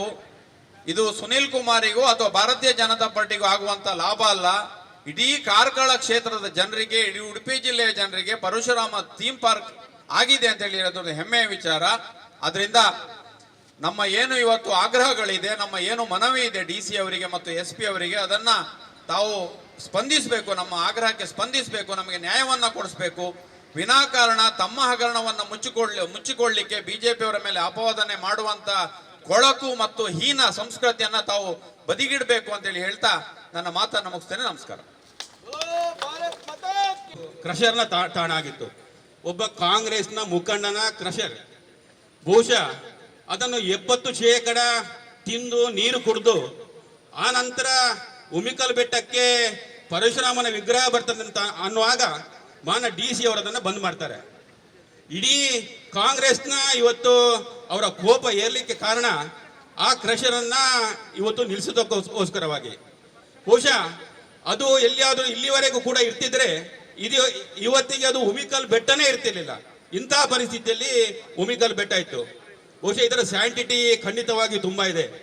ನಾವು ಸುನಿಲ್ ಕುಮಾರ್ ಅವರು ಒಟ್ಟಿಗಿದ್ದೇವೆ ಅನ್ನುವಂತ ಕಾರಣಕ್ಕೆ ಇವತ್ತು ಹೇಳ್ತಾ ಇಲ್ಲ. ಬಹುಶಃ 12 ವರ್ಷಗಳ ಮುಂಚಿನ ಸುನಿಲ್ ಕುಮಾರ್ ಅವರ ಕನಸು ಒಂದು ನಮ್ಮ ಹತ್ರನೇ ಹೇಳ್ತಾ ಇದ್ರು, ಇಡೀ 2 ಜಿಲ್ಲೆಗೆ ಸೃಷ್ಟಿಕರ್ತ ನಾವು ಪರಶುರಾಮ ಅಂತ ಹೇಳ್ತೇವೆ, ಆದ್ರೆ ಎಲ್ಲೂ ಕೂಡ ಪರಶುರಾಮನ ಕುರುವೇ ಇಲ್ಲಿ ಇಲ್ಲ. ನನಗೊಂದು ಆಸೆ ಇದೆ, ಪರಶುರಾಮನ ವಿಗ್ರಹವನ್ನು ಕಾರ್ಕಳದಲ್ಲಿ ಎಲ್ಲಿಯಾದ್ರೂ ಮಾಡಬೇಕು ಅನ್ನುವಂತ ಆಸೆ ಇದೆ ಅಂತ ಹೇಳ್ತಾ ಇದ್ರು. ಮೊದಲು ಗೊಮ್ಮಟದ ಬೆಟ್ಟದ ಹತ್ತಿರದ ದೊಡ್ಡ ಪರ್ವತದ ಮೇಲೆ ಅದನ್ನು ನಿಲ್ಲಿಸುವ ಅಂತ ಹೇಳಿದ್ರು. ಆಮೇಲೆ ಗೊಮ್ಮಟೇಶ್ವರನ ಸ್ಯಾಂಟಿಟಿಗೆ ಏನಾದರೂ ಸಮಸ್ಯೆ ಆಗಬಾರ್ದು ಅನ್ನುವಂಥ ಕಾರಣಕ್ಕೋಸ್ಕರ ಅದನ್ನು ಇಡೀ ಕಾರ್ಕಳದಲ್ಲಿ ಹುಡುಕಿ ಉಮಿಕಲ್ ಬೆಟ್ಟಕ್ಕೆ ಅವರು ಬಂದಿರುವಂತದ್ದು. ಉಮಿಕಲ್ ಬೆಟ್ಟ ಅನ್ನುವಂಥದ್ದು ಈಗ ನೋಡಿದ ಹಾಗೆ ಅದಕ್ಕೆ ರೋಡ್ ಇರಲಿಲ್ಲ. ಸುಮಾರು ಏನಿಲ್ಲ ಅಂದ್ರೂ 20-25 ಸಲ ಅವ್ರ ಮೇಲೆ ಹಿಂದೆ ಹೋಗಿ ಬಂದಿರಬಹುದು. ಅಲ್ಲಿಯ ಲೋಕಲ್ಸ್ಗೆ ಎಲ್ಲ ಗೊತ್ತಿದೆ ಅದರ ಕಷ್ಟ ಎಷ್ಟು ಅಂತೇಳಿ. ಅದರ ಪೊದೆಗಳ ನಡುವೆ, ಅದರ ಗಿಡ ಗುಂಟೆಗಳ ನಡುವೆ 25 ಸಲ ಹೋಗಿ ಬಂದಿರಬಹುದು. ಇದು 2 ವರ್ಷಕ್ಕೆ ಆದಂತಹ ಪ್ರಾಜೆಕ್ಟ್ ಅಲ್ಲ ಇದು. ಅಷ್ಟು ಸಲ ಹೋಗಿ ಅಷ್ಟು ಕಷ್ಟಪಟ್ಟು ಒಂದು ಸಚಿವನಾಗುವಂತ ಸಂದರ್ಭದಲ್ಲಿ ಅದನ್ನು ಉದ್ಘಾಟನೆ ಮಾಡಬೇಕು, ಯಾಕಂದ್ರೆ ವೈಭವಯುತವಾಗಿ ಉದ್ಘಾಟನೆ ಮಾಡಬಹುದು ಅನ್ನೋ ಆಸೆ ಇತ್ತು. ಅದನ್ನು ಉದ್ಘಾಟನೆ ಮಾಡಿದ್ರು. ಆವತ್ತೇ ಹೇಳಿದ್ರು ಅವರು, ಏನು 2 ತಿಂಗಳಲ್ಲಿ ನಾವು ಇದನ್ನು ತೆಗಿತೇವೆ, ಇದರ ಅಲೈನ್ಮೆಂಟ್ಗಳು ಸರಿಯಿಲ್ಲ. ಯಾರ ಹತ್ರ ಒಬ್ಬರ ಹತ್ರ ಇಬ್ಬರ ಹತ್ರ ಹೇಳಿದ್ದಲ್ಲ, ಲಕ್ಷ ಜನ ಇದ್ರು ಅವರ ಎದುರುಗಡೆ ಹೇಳಿದ್ದು. ಆದ್ರೆ ಈ ಕಾಂಗ್ರೆಸ್ಸಿಗೆ ಇದು ಪುಡಾರಿಗಳಿಗೆ ಇವತ್ತು ಅರ್ಥ ಆಗುದಿಲ್ಲ ಅಂತಾದ್ರೆ ಇದಕ್ಕಿಂತ ದೊಡ್ಡ ಹೀನ ಇನ್ನೊಂದಿಲ್ಲ. ಮೊದಲು ಕಾಂಗ್ರೆಸ್ ಕಾರ್ಕಳದ್ದು ಕರೆಕ್ಟ್ ಇತ್ತು. ಇದೇ ಉದಯ್ ಕುಮಾರ್ ಶೆಟ್ಟಿ ಬಂದ ನಂತರ ಇಡೀ ಕಾಂಗ್ರೆಸ್ ಅನ್ನು ಹಾಳು ಮಾಡಿದ, ಇದ್ದ ಜನರನ್ನು ಹಾಳು ಮಾಡಿದ, ಇಡೀ ಸಮಾಜವನ್ನು ಕೂಡ ಹಾಳು ಮಾಡಿದ. ಯಾಕಂತಂದ್ರೆ ಕಾಂಗ್ರೆಸ್ ಇವನ ಅಧಿಕಾರಕ್ಕೆ ಬಂತು ಅಂತ ಅಂದ ಕೂಡಲೇ ಇವನು ಜಾತಿ ಅಂತ ಹೇಳ್ತಾರೆ. ಇವರು ಹೈಯೆಸ್ಟ್ ತೊಂದರೆ ಕೊಟ್ಟದ್ದು ಯಾರಿಗೆ ಅಂತೇಳಿ ಅವರ ಜಾತಿಯವರಿಗೆ ಕೊಟ್ಟದ್ದು. ಇಲ್ಲೇ ಇದ್ದಾನೆ ನಮ್ಮ ಹುಡುಗ ಯುವ ಮೋರ್ಚಾ ಅಧ್ಯಕ್ಷ ರಾಕೇಶ್ ಶೆಟ್ಟಿ. ಎಷ್ಟು ಸಲ ಅವನಿಗೆ ಕಂಪ್ಲೇಂಟ್ ಆಯ್ತು ಅವನ ಮೇಲೆ. ಆನಂತರ ನಮ್ಮ ವಿದ್ಯಾ ಶೆಟ್ಟಿ ರಾಜ್ಯ ಪ್ರಧಾನ ಕಾರ್ಯದರ್ಶಿ, ಅವರಿಗೊಂದು ಮಿಲ್ ಇದೆ, ಎಲ್ಲರ ಮಿಲ್ ನಡೀತದೆ. ಇವನ ಮಿಲ್ಲಿಗೆ 10 ಸಲ ಕ್ರೈಡ್. ಇವನಿಗೆ ಎಷ್ಟು ಖರ್ಚು ಮಾಡ್ಕೊಂಡು ಪಾಪ ಅವನು ಮಿಲ್ ನಡೆಸ್ತಾ ಇದ್ದಾನೆ ಇವತ್ತು. ವಿಕ್ರಮ್ ಹೆಗಡೆ ಮೊನ್ನೆ ಪಾಪ ಒಂದು ಸ್ಟೇಟ್ಮೆಂಟ್ ಕೊಟ್ಟರು, ಸೀದಾ ಸ್ಟೇಟ್ಮೆಂಟ್, ಅದರಲ್ಲಿ ಏನು ಕನ್ಫ್ಯೂಷನ್ ಏನಿಲ್ಲ, ಸೀದಾ ಸ್ಟೇಟ್ಮೆಂಟ್. ಇದನ್ನ ರಾಜಕೀಯಕ್ಕೆ ತರಬೇಡಿ, ಇಷ್ಟೇ ಹೇಳಿದ್ದವರು. ಸಂಜೆ ಆಗುವಾಗ ಅವರ ವೈನ್ ಶಾಪಿಗೆ ರೈಡ್ ಅಂತೆ. ಗಿರೀಶ್ ಶೆಟ್ಟಿ ನಂದಳಿಕೆ ಪಂಚಾಯತ್ ಸದಸ್ಯ. ಉದಯ್ ಹೆಗ್ಡೆಗೆ ಅವರ ಕಲ್ಲಿದ್ದ ಕೆಲಸ ಮಾಡ್ಲಿಕ್ಕೆ ಬಿಡ್ಲಿಲ್ಲ. ಆನಂತರ ಕಾಂಪ್ರಮೈಸ್ ಮಾಡ್ಕೊಂಡದ್ದು, ಏನು ಇಲ್ಲ ಅಂತಂದ್ರೆ ನಾವು ಸರಿ ಆಯ್ತು. ಅದು ಅಂದ್ರೆ ಎಲ್ಲಿವರೆಗೆ ಅಂತಂದ್ರೆ ಕಾರ್ಕಳದ ಬಿಜೆಪಿ ಕಾರ್ಯಕರ್ತರಿಗೆ ಕೆಲಸ ಮಾಡದೇ ಇರುವಂತಹ ಪರಿಸ್ಥಿತಿ, ಇಲ್ಲಿವರೆಗೆ ಪರಿಸ್ಥಿತಿ. ನಾನು ಹೇಳ್ತಾ ಇರುವಂತದ್ದು, ಅದಕ್ಕೆ ಪ್ರಾಜೆಕ್ಟ್ 12 ಕೋಟಿ, ಇಷ್ಟವರೆಗೆ ಸ್ಯಾಂಕ್ಷನ್ ಆದ 6,70,00,000 ಹಗರಣ ಆಗಿದೆ ಅಂತ ಹೇಳ್ತಾರೆ. 6,73,00,000 ಮಾತ್ರ ಸ್ಯಾಂಕ್ಷನ್ ಆಗಿರುವಂತದ್ದು.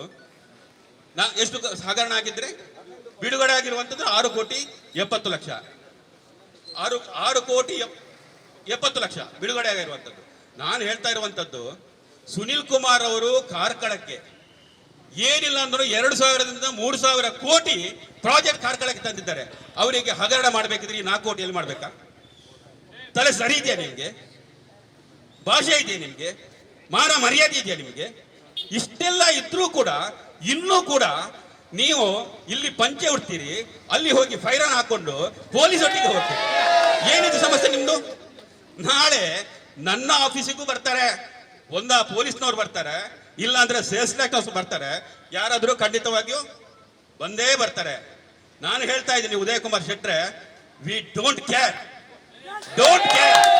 ನಿಮ್ಮ 10 ಅಪ್ಪಂದಿರನ್ನು ಕಳಿಸಿ, ಕ್ಯಾರೇ ಮಾಡೋದಿಲ್ಲ. ಇದಕ್ಕಿಂತಲೂ ಹೆಚ್ಚಾಗಿ ಮೊನ್ನೆ ನೀವು ಪೊಲೀಸ್ನವರೊಟ್ಟಿಗೆ ಹೋಗಿದ್ದೀರಲ್ಲ, ಮರ್ಯಾದೆ ಇದೆಯಾ ನಿಮ್ಗೆ? ಆವತ್ತೇ ಹೇಳ್ತಾ ಇದ್ದೀವಿ ಏನಂತಂದ್ರೆ, ನೀವು COD ಡಿಪಾರ್ಟ್ಮೆಂಟ, ನಿರ್ಮಿತಿಯ, DC ಆಫೀಸ, ಆಯ್ತು ಇಷ್ಟ ಆಯ್ತು. ನೀವು ಅಲ್ಲಿ ಫೈರನ್ ಹಾಕೊಂಡು ಹೋಗುವಾಗ ನಾನು ತುಂಬಾ ಜನ ಹತ್ರ ಹೇಳಿದ್ದೇನೆ, ಇವರಲ್ಲ ಅಂತೇಳಿ. ನಾನು ಫೈರನ್ ಹಾಕಿದ್ದು ನೋಡ್ಲೇ ಇಲ್ಲ. ಬೆಂಗಳೂರಲ್ಲಿ ಫೈರನ್, ಇಲ್ಲಿ ಪಂಚೆ. ಕನ್ಫ್ಯೂಷನ್ ಇದೆ ನಮ್ಗೆ, ಎಲ್ರಿಗೂ ಕೂಡ ಕನ್ಫ್ಯೂಷನ್. ಇಂಥ ಮನುಷ್ಯ ಇವತ್ತು ರಾಜಕೀಯ ಮೇಲಾಟಕ್ಕೆ ಹೋಗಿದ್ದಾರೆ. ಇದು ಏನ್ ನಿಮ್ಮ ಸಮಸ್ಯೆ ಅಂತ ದೇವರಿಗೆ ಗೊತ್ತು. ಒಂದು ತಂಡ, ನವೀನ್ ನಾಯಕ್ ಹೇಳಿದ್ರು, ಕಾಂಗ್ರೆಸ್ನ ಒಂದು ತಂಡ ಈ ಮನುಷ್ಯ ಎಷ್ಟು ಹೀಗೆ ಯಾಕೆ ಮಾಡ್ತಾನೆ ಅವರೇ, ನಿಮ್ಗೆ ದಮ್ಮಿಲ್ವಾ, ನಿಮ್ಗೆ ತಾಕತ್ತಿಲ್ವಾ ಅಂತೇಳಿ ನಮ್ಗೆ ಹೇಳ್ತಾ ಇದ್ದಾರೆ. ಹಾಗಾದ್ರೆ ಇದರ ಪರಿಸ್ಥಿತಿ ಏನು? ಇಂತಹ ಪರಿಸ್ಥಿತಿಯಲ್ಲಿ ಇವತ್ತು ಕಾರ್ಕಳದ ಕಾಂಗ್ರೆಸ್ ಇದೆ. ಹಾಗಾಗಿ ಮಾನ್ಯ ಉದಯ್ ಕುಮಾರ್ ಶೆಟ್ಟಿ ಅವರೇ, ನೇರವಾಗಿ ಹೇಳ್ತಾ ಇದ್ದೇವೆ, ಇನ್ನು ಮುಂದೆ ನಿಮ್ಮ ಆಟ ಇಂಥದ್ದೆಲ್ಲ ಶುರು ಮಾಡಿದ್ರೆ, ಹೀಗೆ ಇದು ಮುಂದುವರೆದ್ರೆ ನಿಮ್ಮ ಮನೆ ಮೇಲೆ ಮುತ್ತಿಗೆ ಹಾಕ್ತೀವಿ, ಮನೆ ಮೇಲೆ ಮುತ್ತಿಗೆ ಹಾಕ್ತೀವಿ.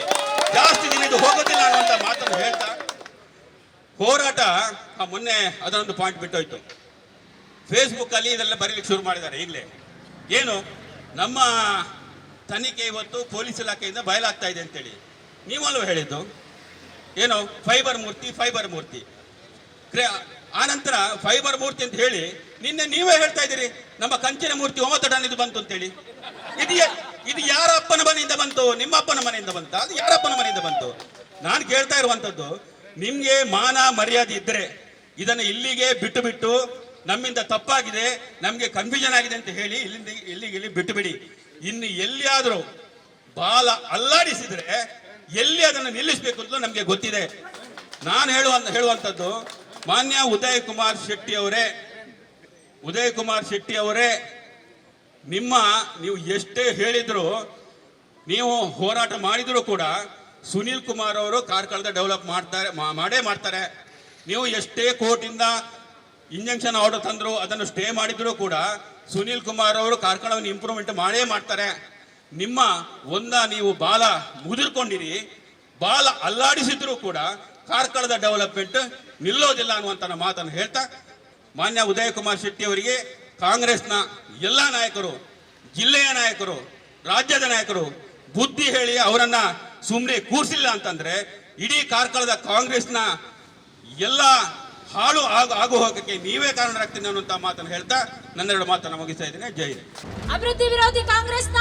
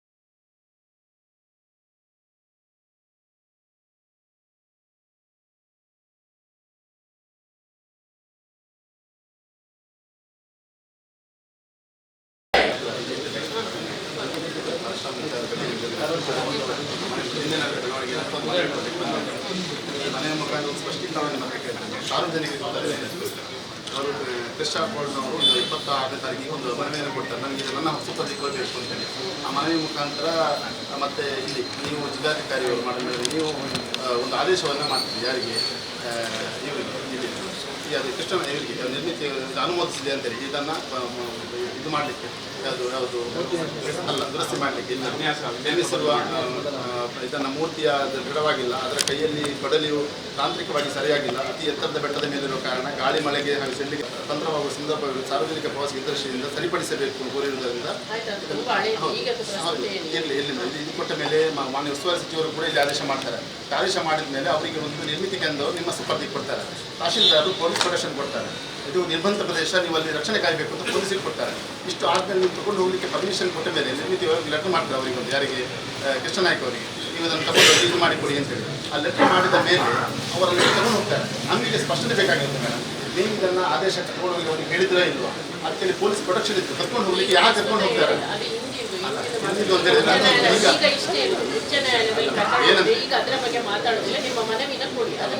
ಮನವಿ ಕೊಡ್ತೇವೆ, ನಮಗೆ ಸಾರ್ವಜನಿಕರಿಗೆ ಉತ್ತರವನ್ನು ಕೊಡಬೇಕು ಮೇಡಮ್. ನೀವು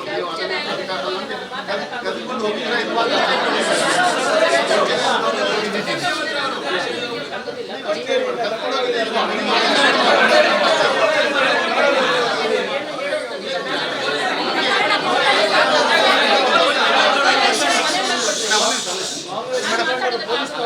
ಒಂದು ಏನಂತ ನಮ್ಮ ಒತ್ತಡ ಅಲ್ಲ ಮೇಡಮ್, ನೀವು ಕರ್ಕೊಂಡು ಹೋಗಿದ್ರೆ ಇಲ್ವಾ?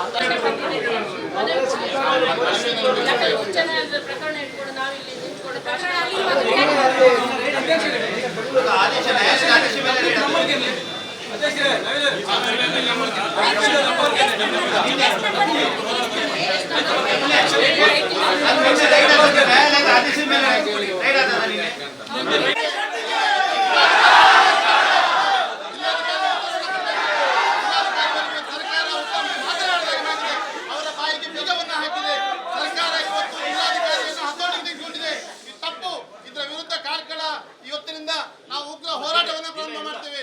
ಇಡೀ ಜಿಲ್ಲೆಯಾದ್ಯಂತ ಜಿಲ್ಲೆಯ ಬಿಜೆಪಿ ವತಿಯಿಂದ ಪ್ರತಿಷ್ಠಾಪನೆ ಮಾಡದೆ ನಾವು ವಿರಮಿಸದೇ ಇಲ್ಲ. ಕಳೆದ 1.5 ವರ್ಷದಲ್ಲಿ ಏನೆಲ್ಲ ಘಟನೆಗಳಾಯಿತು, ಅವರು ಏನೆಲ್ಲ ಬೀದಿ ನಾಟಕಗಳನ್ನ ಮಾಡಿದರು, ನಾವು ಅದಕ್ಕೆ ಏನೆಲ್ಲ ಉತ್ತರವನ್ನು ಕೊಟ್ಟರೆ ಎಲ್ಲವೂ ಕೂಡ ಆಯಿತು. ಆದರೆ ಇವತ್ತು ನಿನ್ನೆ ಘಟನೆಯ ಬಗ್ಗೆ ನಮಗೆಲ್ಲರಿಗೂ ಗೊತ್ತಿದೆ. ಅಲ್ಲಿ ಹೋಗಿ ಏಕಾಏಕಿ ಹೋಗಿ ಯಾವ ಕ್ರಿಶ್ ವರ್ಲ್ಡ್ ಆರ್ಟ್ನ ಕೃಷ್ಣನಾಯ್ಕ ಅವರ ಏನು ಶೆಡ್ ಇದೆಯಾ, ಕೆಲಸ ಮಾಡುವಂಥ ಗೋಡನ್ ಇದೆಯಾ, ಅಲ್ಲಿಗೆ ಹೋಗಿ ಅವನ ಲ್ಯಾಬಿಗೆ ಹೋಗಿ ಆ ಮೂರ್ತಿಯನ್ನು ಪೊಲೀಸರ ಮುಖಾಂತರ ಏಕಾಏಕಿಯನ್ನು ಎತ್ಕೊಂಡು ಬರುವಂಥ ಕೆಲಸ ಆಗ್ತಿದೆ ನಿನ್ನೆಲ್ಲ ಮೊನ್ನೆ. ಅದಕ್ಕೆ ಕೃಷ್ಣನಾಯ್ಕ ಹೇಳ್ತಾನೆ ನನಗೆ ಯಾವುದೇ ಆದೇಶ ಮಾಡಿಲ್ಲ, ನೋಟಿಸ್ ಮಾಡಿಲ್ಲ, ಏನೂ ಕೂಡ ಆಗಿಲ್ಲ ಅಂತ ಹೇಳುವಂಥದ್ದು. ಆದರೆ ಪೊಲೀಸ್ ಇಲಾಖೆಯವರು ಹೇಳ್ತಾರೆ ನಾವು ಅಲ್ಲೇ ಲೈವಲ್ಲಿ ಇದೆ, ನೀವು ನೋಡ್ಬೋದು, ನಾವು ಅಲ್ಲೇ ಈಗ ಆದೇಶವನ್ನು ಬರೆದು ಕೊಡ್ತೇವೆ ಅಂತ ಕೈಯಲ್ಲಿ ಅಲ್ಲಿ ಹೋಗಿ ಆದೇಶವನ್ನು SP ಅವರು ನಿನ್ನೆ ಇವತ್ತು ಉದಯವಾಣಿ ಪೇಪರಲ್ಲಿ ಬೆಳಗ್ಗೆ ಪೇಪರಲ್ಲಿ ನೋಡಿದ ಕೂಡಲೇ ಪೇಪರಲ್ಲಿದೆ ನಾವು ಮೊದಲೇ ಆದೇಶವನ್ನು ಕೊಟ್ಟಿದ್ದೇವೆ ಅಂತ. ಆದರೆ ಅಲ್ಲಿ ಪೊಲೀಸ್ ಅವರು ಹೇಳ್ತಾರೆ ನಾವಲ್ಲಿ ಬರೆದು ಕೊಡ್ತೇವೆ ಅಂತ, ಈಗ ಆದೇಶವನ್ನು ಈಗ ಬರೆದು ಕೊಡ್ತೇವೆ ನಿಮಗೆ ಅಂತ ಮಹಾಜರು ಮಾಡಲಿಕ್ಕೆ. ಇದೆಲ್ಲ ಒಂದು ಭಾಗ. ಇದಾದ ಕೂಡಲೇ ಉದಯ್ ಶೆಟ್ಟಿ ಹೊರಗಿನಿಂದ ಬರ್ತಾನೆ ಅಲ್ಲಿಗೆ. ಅವ್ರು ಯಾಕೆ ಬರಬೇಕು ಅಲ್ಲಿಗೆ? ಅವು ಯಾವ ತನಿಖಾ ಸಂಸ್ಥೆಯ ಅವರು ವ್ಯಕ್ತಿಯಲ್ಲಿ ಅಥವಾ ಯಾವ ಸರ್ಕಾರದ ಸಂವಿಧಾನಾತ್ಮಕ ಹುದ್ದೆ ಇದೆ ಅವರಿಗೆ, ಅದು ನಮಗೆ ಸ್ಪಷ್ಟ ಮಾಡಬೇಕು. ಇದು ಬಂದ ಕೂಡಲೇ ನಮ್ಮೊಬ್ಬ ಸರ್ಕಲ್ ಇನ್ಸ್ಪೆಕ್ಟರ್ ಓಡ್ತಾರೆ ನಾಯ್ತರ ಅವರ ಹಿಂದೆ. ಇದೆಲ್ಲ ಒಬ್ಬ ಅಧಿಕಾರಿ ಅವನ ಘನತೆಯನ್ನು ಗೌರವವನ್ನು ಕಾಪಾಡ್ಕೋಬೇಕು. ಯಾರೋ ಒಬ್ಬ ರಾಜಕೀಯ ಪಕ್ಷದ ಪುಡಾರಿ ಬಂದ ಅಂತ ಹೇಳ್ಕೊಂಡು ಓಡಬಾರ್ದು ಅಲ್ಲಿಗೆ. ಇದೆಲ್ಲ ಮಾಡಿಕೊಂಡು ನಮಗೆ ಇವತ್ತು ಆ ಅಧಿಕಾರಿಯ ಮುಖಾಂತರ ಯಾವ ಸರ್ಕಲ್ ಇನ್ಸ್ಪೆಕ್ಟರ್ ಇದ್ದಾರೆ ಅವರನ್ನು ಸಸ್ಪೆಂಡ್ ಮಾಡಬೇಕು ಅಥವಾ ವರ್ಗಾವಣೆ ಮಾಡಬೇಕು. ನಮಗೆ ಅವರನ್ನು ಹಿಡ್ಕೊಂಡು ತನಿಖೆ ಮಾಡಿದರೆ ಇದರಲ್ಲಿ ತಿರುಚ್ತಾರೆ ಅಂತ ಹೇಳುವಂಥ ನಮಗೆ ಗುಮಾನಿ ಇದೆ. ಅದರಿಂದ ಅದನ್ನು ತಿರುಚಬೇಕು. ಇವರು ಕಾಂಗ್ರೆಸ್ನ ಇತಿಹಾಸ ಇದೆ. ಕಳೆದ 70-60 ವರ್ಷಗಳಿಂದ ರಾಮನಲ್ಲನ್ನ ಟೆಂಟಲ್ಲಿಟ್ಟರು ಅಯೋಧ್ಯೆಯಲ್ಲಿ. ಇವತ್ತು ಪರಶುರಾಮನ ಮೂರ್ತಿಯನ್ನು ತೆಗೆದುಕೊಂಡು ಇಲ್ಲಿ ಪೊಲೀಸ್ ಸ್ಟೇಷನ್ನ ಗೋಡನಲ್ಲಿ ಹಾಕಿದ್ದಾರೆ. ನಾಚಿಕೆ ಆಗಬೇಕು ನಮಗೆ. ಕರಾವಳಿ ಭಾಗದ ಜನರಿಗೆ ನಮಗೊಂದು ಆ ಶ್ರೀಮಂತಿಕೆ ಇದೆ, ಯಾವ ಧಾರ್ಮಿಕ ಶ್ರೀಮಂತಿಕೆ ಇದೆ, ನಮ್ಮ ದೇವಸ್ಥಾನಗಳು ಹೇಗಿದೆ, ನಮ್ಮ ಶಿಲ್ಪಿಗಳು ಹೇಗಿದ್ದಾರೆ. ಇಲ್ಲೊಂದು ಶಿಲ್ಪಿಯನ್ನು ಕೆತ್ತನೆ ಮಾಡಿದರೆ ಬಿಟ್ಟು ಕೊಡಲಿಕ್ಕೆ ಎಷ್ಟು ಸಂಪ್ರದಾಯ ಇದೆ. ಅದಕ್ಕೆ ಅಡಿಕೆ ಇಡಬೇಕು, ವೀಳ್ಯದೆಲೆ ಇಡಬೇಕು, ಅಕ್ಕಿ ಇಟ್ಟು ಎಷ್ಟು ಗೌರವಿತವನ್ನು ತಗೊಂಡು ಹೋಗ್ತಾರೆ. ಇವರು ಆ ಯಾರು ಮುಸಲ್ಮಾನ ವ್ಯಕ್ತಿಗಳನ್ನ ತೆಗೆದುಕೊಂಡು ಹೋಗಿ ಅದನ್ನು ಏನು ಡಂಪಿಂಗ್ ಯಾರ ಥರ ತಂದು ಲೋಡ್ ಮಾಡಿ ತಂದ್ರಲ್ಲ, ಇವರಿಗೆ ಒಂದು ಪರಶುರಾಮನ ಬಗ್ಗೆ ಇರುವಂಥ ಗೌರವ ಆದರೆ ಏನು?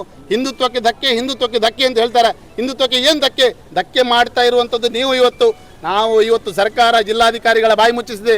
ನಾವು ಇವತ್ತು SP ಅವರ ಕಚೇರಿ ಕೂಡ ಹೋಗ್ತಾ ಇದ್ದೇವೆ, ಮಾನ್ಯ SP ಅವರಿಗೆ ಕೂಡ ಮನವಿಯನ್ನು ಕೊಡ್ತಾ ಇದ್ದೇವೆ. ಇವತ್ತು ಎಲ್ಲ ಅಧಿಕಾರಿಗಳನ್ನ ಬಾಯಿ ಮುಚ್ಚಿಸ್ತಾ ಇದೆ. ನಮಗೆ ಕಳ್ಳತನ ಆಗಿದೆ ಇಲ್ವಾ ಅಂತೇಳಿ ನಾವು ಹೇಳಬೇಕು ಅಂತ ಜಿಲ್ಲಾಧಿಕಾರಿಯವರಿಗೆ ವಿನಂತಿಯನ್ನು ಮಾಡಿದ್ದೇವೆ. ಅವರು ಕೋರ್ಟಲ್ಲಿ ಇರೋದ್ರಿಂದ ಏನು ಮಾತಾಡಲಿಕ್ಕೆ ಆಗುವುದಿಲ್ಲ ಹೇಳ್ತಾರೆ. ಕೋರ್ಟಲ್ಲಿ ಏನಿದೆ, ಕೋರ್ಟಲ್ಲಿ ಇರುವಂಥದ್ದೆಲ್ಲ ಇತ್ಯರ್ಥ ಆಗಿದೆ. ಈಗ ಇರುವಂಥದ್ದು COD ತನಿಖೆಯಲ್ಲಿ ಮಾತ್ರ.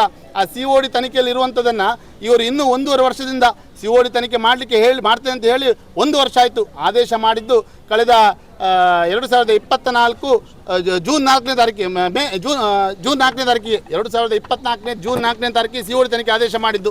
ಇವರು ಅಂತ ಹೇಳಿದರೆ ಇವರಿಗೆ ಇದನ್ನು ಇನ್ನಷ್ಟು ಉದ್ದ ಹೇಳ್ಕೊಂಡು ಹೋಗ್ಲಿಕ್ಕಿದೆ. ಇದನ್ನು ಮುಗಿಸಲಿಕ್ಕೆ ಇವರಿಗಿಲ್ಲ.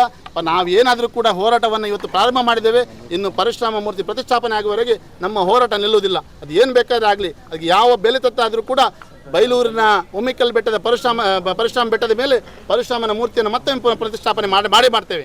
ನಾನು ಆಗಲೇ ಹೇಳ್ದ ಹಾಗೆ ಕಾಂಗ್ರೆಸ್ನವರಿಗೆ ಇತಿಹಾಸ ಮತ್ತು ನಮ್ಮ ಧಾರ್ಮಿಕ ವಿಚಾರದ ಮೇಲೆ ನಂಬಿಕೆ ಇಲ್ಲ.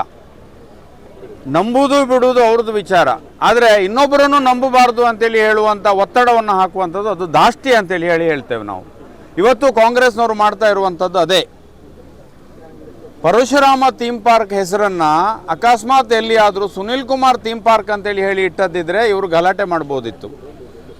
ಇವತ್ತು ಅದಕ್ಕೆ ಕರಾವಳಿ ಭಾಗದ ಸೃಷ್ಟಿಕರ್ತ ಪರಶುರಾಮನ ಸೃಷ್ಟಿ ಇಲ್ಲಿ ಆಗ್ಲಿಕ್ಕೆ ಹೋಗಿ ಕರಾವಳಿ ಯಾವ ಕಾಲದಲ್ಲೂ ನಾವು ಸೇಫ್ ಆಗಿರ್ತೇವೆ. ಅದು ಮಳೆ ಬರಲಿ ಅಥವಾ ವಿಕೋಪ ಆಗಲಿ, ಅತಿವೃಷ್ಟಿ ಆಗಲಿ, ಅನಾವೃಷ್ಟಿ ಆಗಲಿ, ಯಾವುದಾದ್ರೂ ಕೂಡ ಕರಾವಳಿ ಭಾಗದವರು ನಾವು ಸೇಫ್ ಯಾಕಿರ್ತೇವೆ ಕೇಳಿದರೆ ಇಲ್ಲಿ ಪರಶುರಾಮ ಹುಟ್ಟಿದ ಕ್ಷೇತ್ರ ಇದು ಅನ್ನುವಂಥ ನಂಬಿಕೆ ನಮ್ಮದು.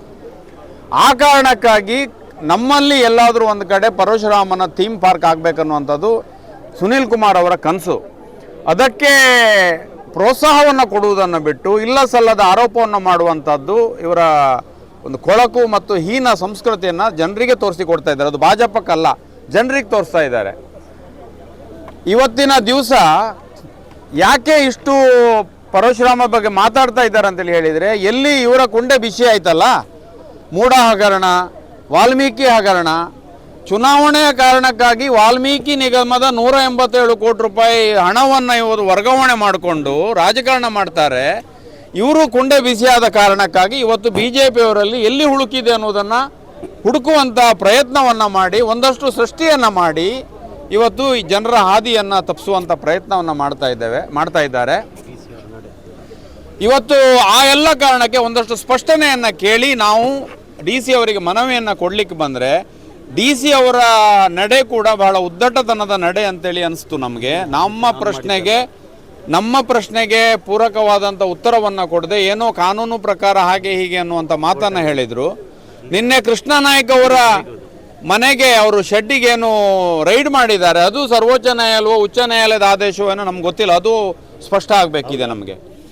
ಇನ್ನೊಂದು, ಪೊಲೀಸ್ ಇಲಾಖೆಯವರು ಅಲ್ಲಿ ರೈಡ್ ಮಾಡಿದಾಗ ಕಾರ್ಕಳದ ನಾಯಕರಾದಂಥ ಮುನಿಯಾಲು ಉದಯ್ ಕುಮಾರ್ ಶೆಟ್ಟಿ ಅವರು ಜೊತೆ ಆಗ್ತಾರೆ. ಅವರಿಗಲ್ಲಿ ಏನು ಕೆಲಸ ಇತ್ತು, ಅವರಿಗೆ ಪೊಲೀಸ್ ಇಲಾಖೆಯಲ್ಲಿ ಏನಾದರೂ ಜವಾಬ್ದಾರಿ ಇದೆ, ಈ ಅನುಮಾನವನ್ನು ಕೂಡ ನಮಗೆ ಜಿಲ್ಲಾಧಿಕಾರಿಯವರಾಗಲಿ ಅಥವಾ ಸಂಬಂಧಪಟ್ಟ ಇಲಾಖೆಯವರು ನಿವಾರಣೆ ಮಾಡಬೇಕು ಅನ್ನುವಂಥ ಮಾತನ್ನು ಹೇಳ್ತಾ, ಇದು ಸುಮ್ಮನೆ ಅಪವಾದ ಮಾಡಬೇಕು ಅನ್ನುವ ಕಾರಣಕ್ಕಾಗಿ ಮಾಡ್ತಾ ಇದ್ದಾರೆ ಹೊರತು ಇದರಲ್ಲಿ ಯಾವುದೇ ತಿರುಳಿಲ್ಲ. ಪರಶುರಾಮ ಥೀಮ್ ಪಾರ್ಕಿನ ಪ್ರತಿಭಟನೆ ಇವತ್ತು DC ಆಫೀಸಲ್ಲಿ ನಡೀತಾ ಇದೆ. ನಾವುಗಳು ಕೂಡ ಇಲ್ಲಿಗೆ ಬಂದು ಸೇರಿದ್ದೇವೆ. ಕಾರಣ ಇಷ್ಟೇ, ನಾವು ಅಲ್ಲಿ ಸ್ಥಳೀಯವಾಗಿ ವಾಸಿಸುವಂಥವರು. ಅಂದರೆ ಆ ಒಂದು ಕಾರ್ಯಕ್ರಮ ನಾವು ನಾ ಭೂತೋ ನಾ ಭವಿಷ್ಯತಿ ರೀತಿಯಲ್ಲಿ ಕಳೆದ ಬಾರಿ ಆಗಿದೆ ಅದು. ಹಾಗಾಗಿ ನಮಗೊಂದು ಪ್ರವಾಸೋದ್ಯಮ ದೃಷ್ಟಿಯಿಂದ ನಮ್ಮ ಆ ಭಾಗಕ್ಕೆ ಒಂದು ಆರ್ಥಿಕ ಚೈತನ್ಯವನ್ನು ಕೊಟ್ಟಂಥ ಒಂದು ಕಾರ್ಯಕ್ರಮ ಕೂಡ ಆಗಿತ್ತು. ಇತ್ತೀಚಿನ ದಿನಗಳಲ್ಲಿ ಅದರ ಒಂದು ರಾಜಕೀಯ ಎಲ್ಲಿವರೆಗೆ ಬಂದಿದೆ ಅಂತ ಹೇಳಿದರೆ, ಅದು ನಿರಂತರವಾಗಿ ಎಳಿತಾ ಕಡೆಗೂ ಹಿಂದುತ್ವದ ವಿಚಾರದಲ್ಲಿ ಕೂಡ ಬಂದು ಅದು ನಿಂತಿದೆ. ಈಗ ನಾನು ಕೇಳುವಂಥ ಒಂದೇ ಒಂದು ಪ್ರಶ್ನೆ ಅಂತ ಹೇಳಿದರೆ, ಕಾಂಗ್ರೆಸ್ನವರಿಗೆ ಹಿಂದುತ್ವದ ಬಗ್ಗೆ ಮಾತಾಡಲಿಕ್ಕೆ ಎಷ್ಟು ನೈತಿಕತೆ ಇದೆ? ಒಂದನೇದಾಗಿ, ನಾವು ಎಲ್ಲ ಏನು ಭಕ್ತಿಭಾವದಿಂದ ಪೂಜಿಸುವಂಥ ಶ್ರೀರಾಮನ ಅಯೋಧ್ಯೆಯಲ್ಲಿ ಶ್ರೀರಾಮ ಮಂದಿರ ಉದ್ಘಾಟನೆ ಇಲ್ಲಿ ಗೊತ್ತಿದೆ ನಮಗೆ. ಹಲವು ವರ್ಷಗಳ ಇತಿಹಾಸ ಹೋರಾಟದ ಫಲವಾಗಿ ಅಲ್ಲಿ ರಾಮ ಮಂದಿರ ಉದ್ಘಾಟನೆ ಆಗಿದೆ. ಆ ರಾಮ ಮಂದಿರಕ್ಕೆ ಯಾರೂ ಕೂಡ ಕಾಂಗ್ರೆಸ್ನ ನಾಯಕರು ಬಾರದಿರುವುದು ಅದು ಹಿಂದುತ್ವಕ್ಕೆ ಮಾಡಿದ ಅಪಪ್ರಚಾರ ಅಲ್ವಾ?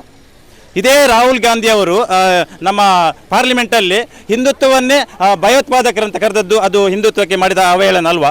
ಇದೇ ಮುಖ್ಯಮಂತ್ರಿ ಯಾರು ಸಿದ್ದರಾಮಯ್ಯನವರು ಇಲ್ಲಿಗೆ ಹಿಂದೂ ದೇವಸ್ಥಾನಗಳಿಗೆ ಹೋದರೆ ಅವರು ಟೋಪಿಯನ್ನು ಪೇಟ ತಿಲಕವನ್ನು ಹಾಕಿದ ಅವನು ಅವಾಯ್ಡ್ ಮಾಡ್ತಾರೆ. ಅದೇ ಮುಸಲ್ಮಾನ ಕೊಟ್ಟಂಥ ಟೋಪಿಯನ್ನು ಧರಿಸ್ತಾರೆ. ಇದು ಹಿಂದುತ್ವಕ್ಕೆ ಮಾಡಿದ ಅಪಮಾನ ಅಲ್ವಾ? ನಾವು ನಿರಂತರವಾಗಿ ಗಮನಿಸ್ತಿದ್ದೇವೆ, ನೋಡ್ತಾ ಬಂದಿದ್ದೇವೆ.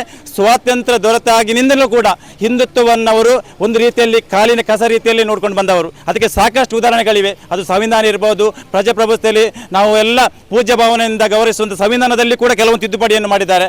ಹಿಂದುತ್ವದ ವಿಚಾರದಲ್ಲಿ ಹಿಂದೂಗಳು ಮೇಲೆ ಬರಬಾರ್ದು ನಿಟ್ಟಿನಲ್ಲಿ. ಅಷ್ಟು ಮಾತ್ರ ಅಲ್ಲ, ಅಖಂಡವಾಗಿರುವಂಥ ಭಾರತವನ್ನು ತ್ರಿಖಂಡ ಮಾಡಿದಂಥ ಹೆಗ್ಗಳಿಕೆ ಕೂಡ ಕಾಂಗ್ರೆಸ್ನವರಿಗೆ ಸಂಬಂಧಪಟ್ಟಿರುವಂಥದ್ದು. ಅವರು ಹೋಗಿ ಪರಶುರಾಮ ವಿಗ್ರಹ ಏನು ಸ್ಥಾಪನೆ ಆಗಿದೆ ಅಲ್ಲಿ ಹಿಂದುತ್ವ ವಿಚಾರವನ್ನು ಮಾಡ್ತಾರೆ ಅವರು.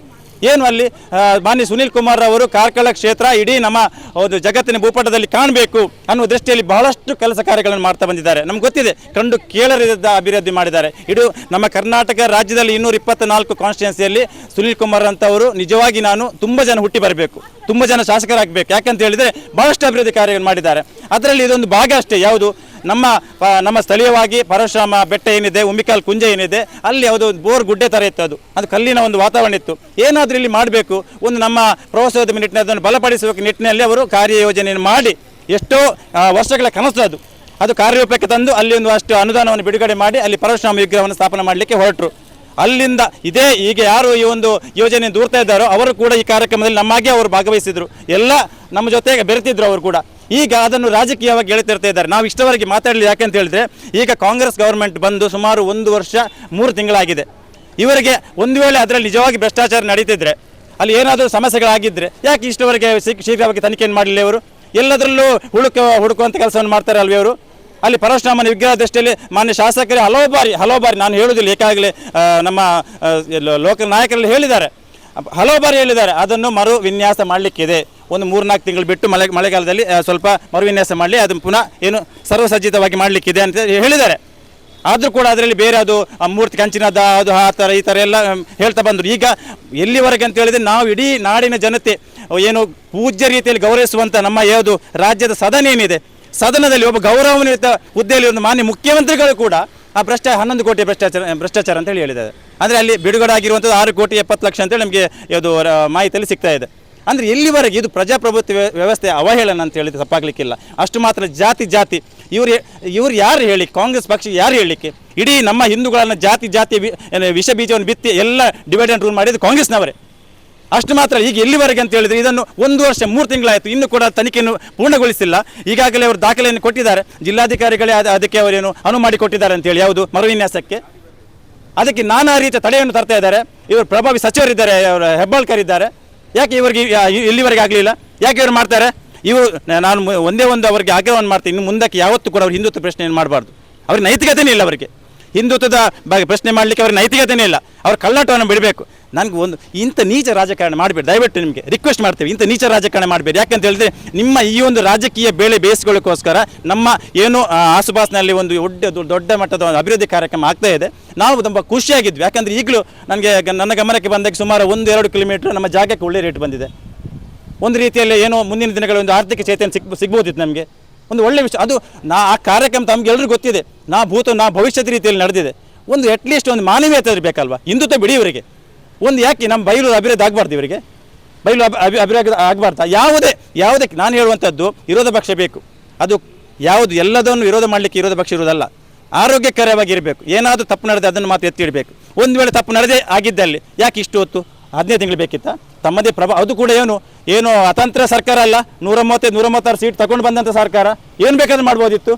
ಈ ಥರ ನೀಚ ರಾಜಕಾರಣ ಮಾಡಬೇಡಿ. ಮುಂದಿನ ದಿನಗಳಲ್ಲಿ ನಿಮಗೆ ನೀವು ಇದಕ್ಕೆ ತಕ್ಕ ಪರಿಣಾಮವನ್ನು ನೀವು ಎದುರಿಸಬೇಕಾಗುತ್ತದೆ. ದಯವಿಟ್ಟು ನೀವು ಏನಿದ್ರು ಇಲ್ಲಿಗೆ ಬಿಟ್ಟುಬಿಡಿ. ನಿಮ್ಮ ರಾಜಕೀಯ ಬೇಳೆ ಬೇಯಿಸ್ಕೊಳ್ಬೇಕಿದ್ರೆ ಬೇರೆ ರೀತಿಯಲ್ಲಿ ಬೇಯಿಸ್ಕೊಳ್ಳಿ, ಒಳ್ಳೆ ರೀತಿಯಲ್ಲಿ ಬೇಯಿಸ್ಕೊಳ್ಳಿ, ಅಷ್ಟೇ ನಾವು ಹೇಳುವಂಥದ್ದು. ದಯವಿಟ್ಟು ಬೈಲೂರಿನ ಅಭಿವೃದ್ಧಿಗೆ ನೀವು ತಡೆಯನ್ನು ಮಾಡಬೇಡಿ, ದಯವಿಟ್ಟು. ಪರಶುರಾಮ ಥೀಮ್ ಪಾರ್ಕ್ನ ಬಗ್ಗೆ ಏನು ಇವತ್ತು ಪ್ರಹಸನ ಆಗ್ತಾ ಇದೆ, ಅದು ಸಂಪೂರ್ಣವಾಗಿ ರಾಜಕೀಯ ಪ್ರೇರಿತ. ಹಿಂದೆ ಒಂದಷ್ಟು ವರ್ಷಗಳ ಹಿಂದೆಯಿಂದ ಬಂಡೆ ಇದೆ ಅಲ್ಲಿ. ಯಾರಿಗೂ ಕೂಡ ಅಂತ ಒಂದು ಆಲೋಚನೆ ಬಂದಿರಲಿಲ್ಲ. ಒಂದು ಪ್ರವಾಸೋದ್ಯಮವನ್ನು ಅಭಿವೃದ್ಧಿ ಮಾಡಬೇಕು, ಅಲ್ಲಿಯ ಕಾರ್ಕಳದ ಹೆಸರು ಎಲ್ಲ ಕಡೆ ಗುರುತಿಸುವ ಹಾಗೆ ಆಗಬೇಕು ಅನ್ನುವಂಥ ಒಳ್ಳೆಯ ಉದ್ದೇಶದಿಂದ ಶಾಸಕರಾದಂತಹ ಸುನೀಲ್ ಕುಮಾರ್ ಅವರು ಈ ಯೋಜನೆಯನ್ನು ಮಾಡಿರುವಂಥದ್ದು. ಆ ಸಂದರ್ಭದಲ್ಲಿ ಪರಶುರಾಮ ಥೀಮ್ ಪಾರ್ಕ್ನ ಉದ್ಘಾಟನಾ ಸಂದರ್ಭದಲ್ಲಿ ಎಲ್ಲರೂ ಸೇರಿಕೊಂಡು ಅದನ್ನು ಹೊಗಳಿದ್ರು. ಇವತ್ತು ಯಾರು ಅದರ ಬಗ್ಗೆ ಆರೋಪ ಮಾಡ್ತಾರೆ ಅವರು ಕೂಡ ಬಂದು ಸ್ಟೇಜಲ್ಲಿ ಬಂದು ಅದನ್ನು ಹಾಡಿ ಹೊಗಳಿ ಯೋಜನೆಯ ಬಗ್ಗೆ ಬಹಳಷ್ಟು ಒಳ್ಳೆಯ ಅಭಿಪ್ರಾಯವನ್ನು ವ್ಯಕ್ತಪಡಿಸಿ ಹೋಗಿದ್ರು. ಆದರೆ ಇವತ್ತು ಏಕಾಏಕಿ ಚುನಾವಣೆಯ ಸೋಲಿನ ಹತಾಶೆಯಲ್ಲಿ ಇವತ್ತು ಅದರ ನ್ಯೂನತೆಗಳನ್ನು ಹುಡುಕ್ತಾ ಅದನ್ನು ಅಪರಾಧ ಮಾಡಿದ ರೀತಿಯಲ್ಲಿ ಅದನ್ನು ಬಿಂಬಿಸ್ತಾ ಇದ್ದಾರೆ. ಯಾವ ಮಟ್ಟಿಗೂ ಇದು ಸರಿಯಲ್ಲ. ರಾಜಕಾರಣ ಮಾಡೋದಿದ್ದರೆ ಅವರು ನೇರವಾಗಿ ರಾಜಕಾರಣ ಕಾಂಗ್ರೆಸ್ನವರು ಮಾಡ್ಬೋದು. ನಾವು ಪಕ್ಷದ ಕಾರ್ಯಕರ್ತರಿದ್ದಾರೆ, ಅವರು ಒಂದು ಪಕ್ಷದ ಕಾರ್ಯಕರ್ತರಿದ್ದಾರೆ. ನೇರವಾಗಿ ರಾಜಕಾರಣ ಮಾಡೋದ್ರಲ್ಲಿ ಅರ್ಥ ಇದೆ. ಆದರೆ ಇದೊಂದು ಒಂದು ಅಭಿವೃದ್ಧಿ ಮಾಡಿದಂತಹ ವಿಚಾರವನ್ನು ಇಟ್ಟುಕೊಂಡು ಅದರ ಬಗ್ಗೆ ಮತ್ಸರದಿಂದ, ಹತಾಶೆಯಿಂದ ಇವತ್ತೇನು ಮಾಡ್ತಾ ಇದ್ದಾರೆ, ಅದು ಯಾವ ಕಾರಣಕ್ಕೂ ಸರಿ ಇಲ್ಲ. ಮತ್ತು ಇದನ್ನು ನಾವು ಒಪ್ಪೋದು ಕೂಡ ಇಲ್ಲ. ಇದುವರೆಗೂ ನಾವು ಬಹಳ ಸಹನೆಯಿಂದ ಇದನ್ನು ಹ್ಯಾಂಡಲ್ ಮಾಡ್ತಾ ಬಂದಿದ್ದೇವೆ. ಇನ್ನು ಮುಂದಕ್ಕೆ ಇದನ್ನು ನಾವು ಒಪ್ಪೋದು ಕೂಡ ಇಲ್ಲ.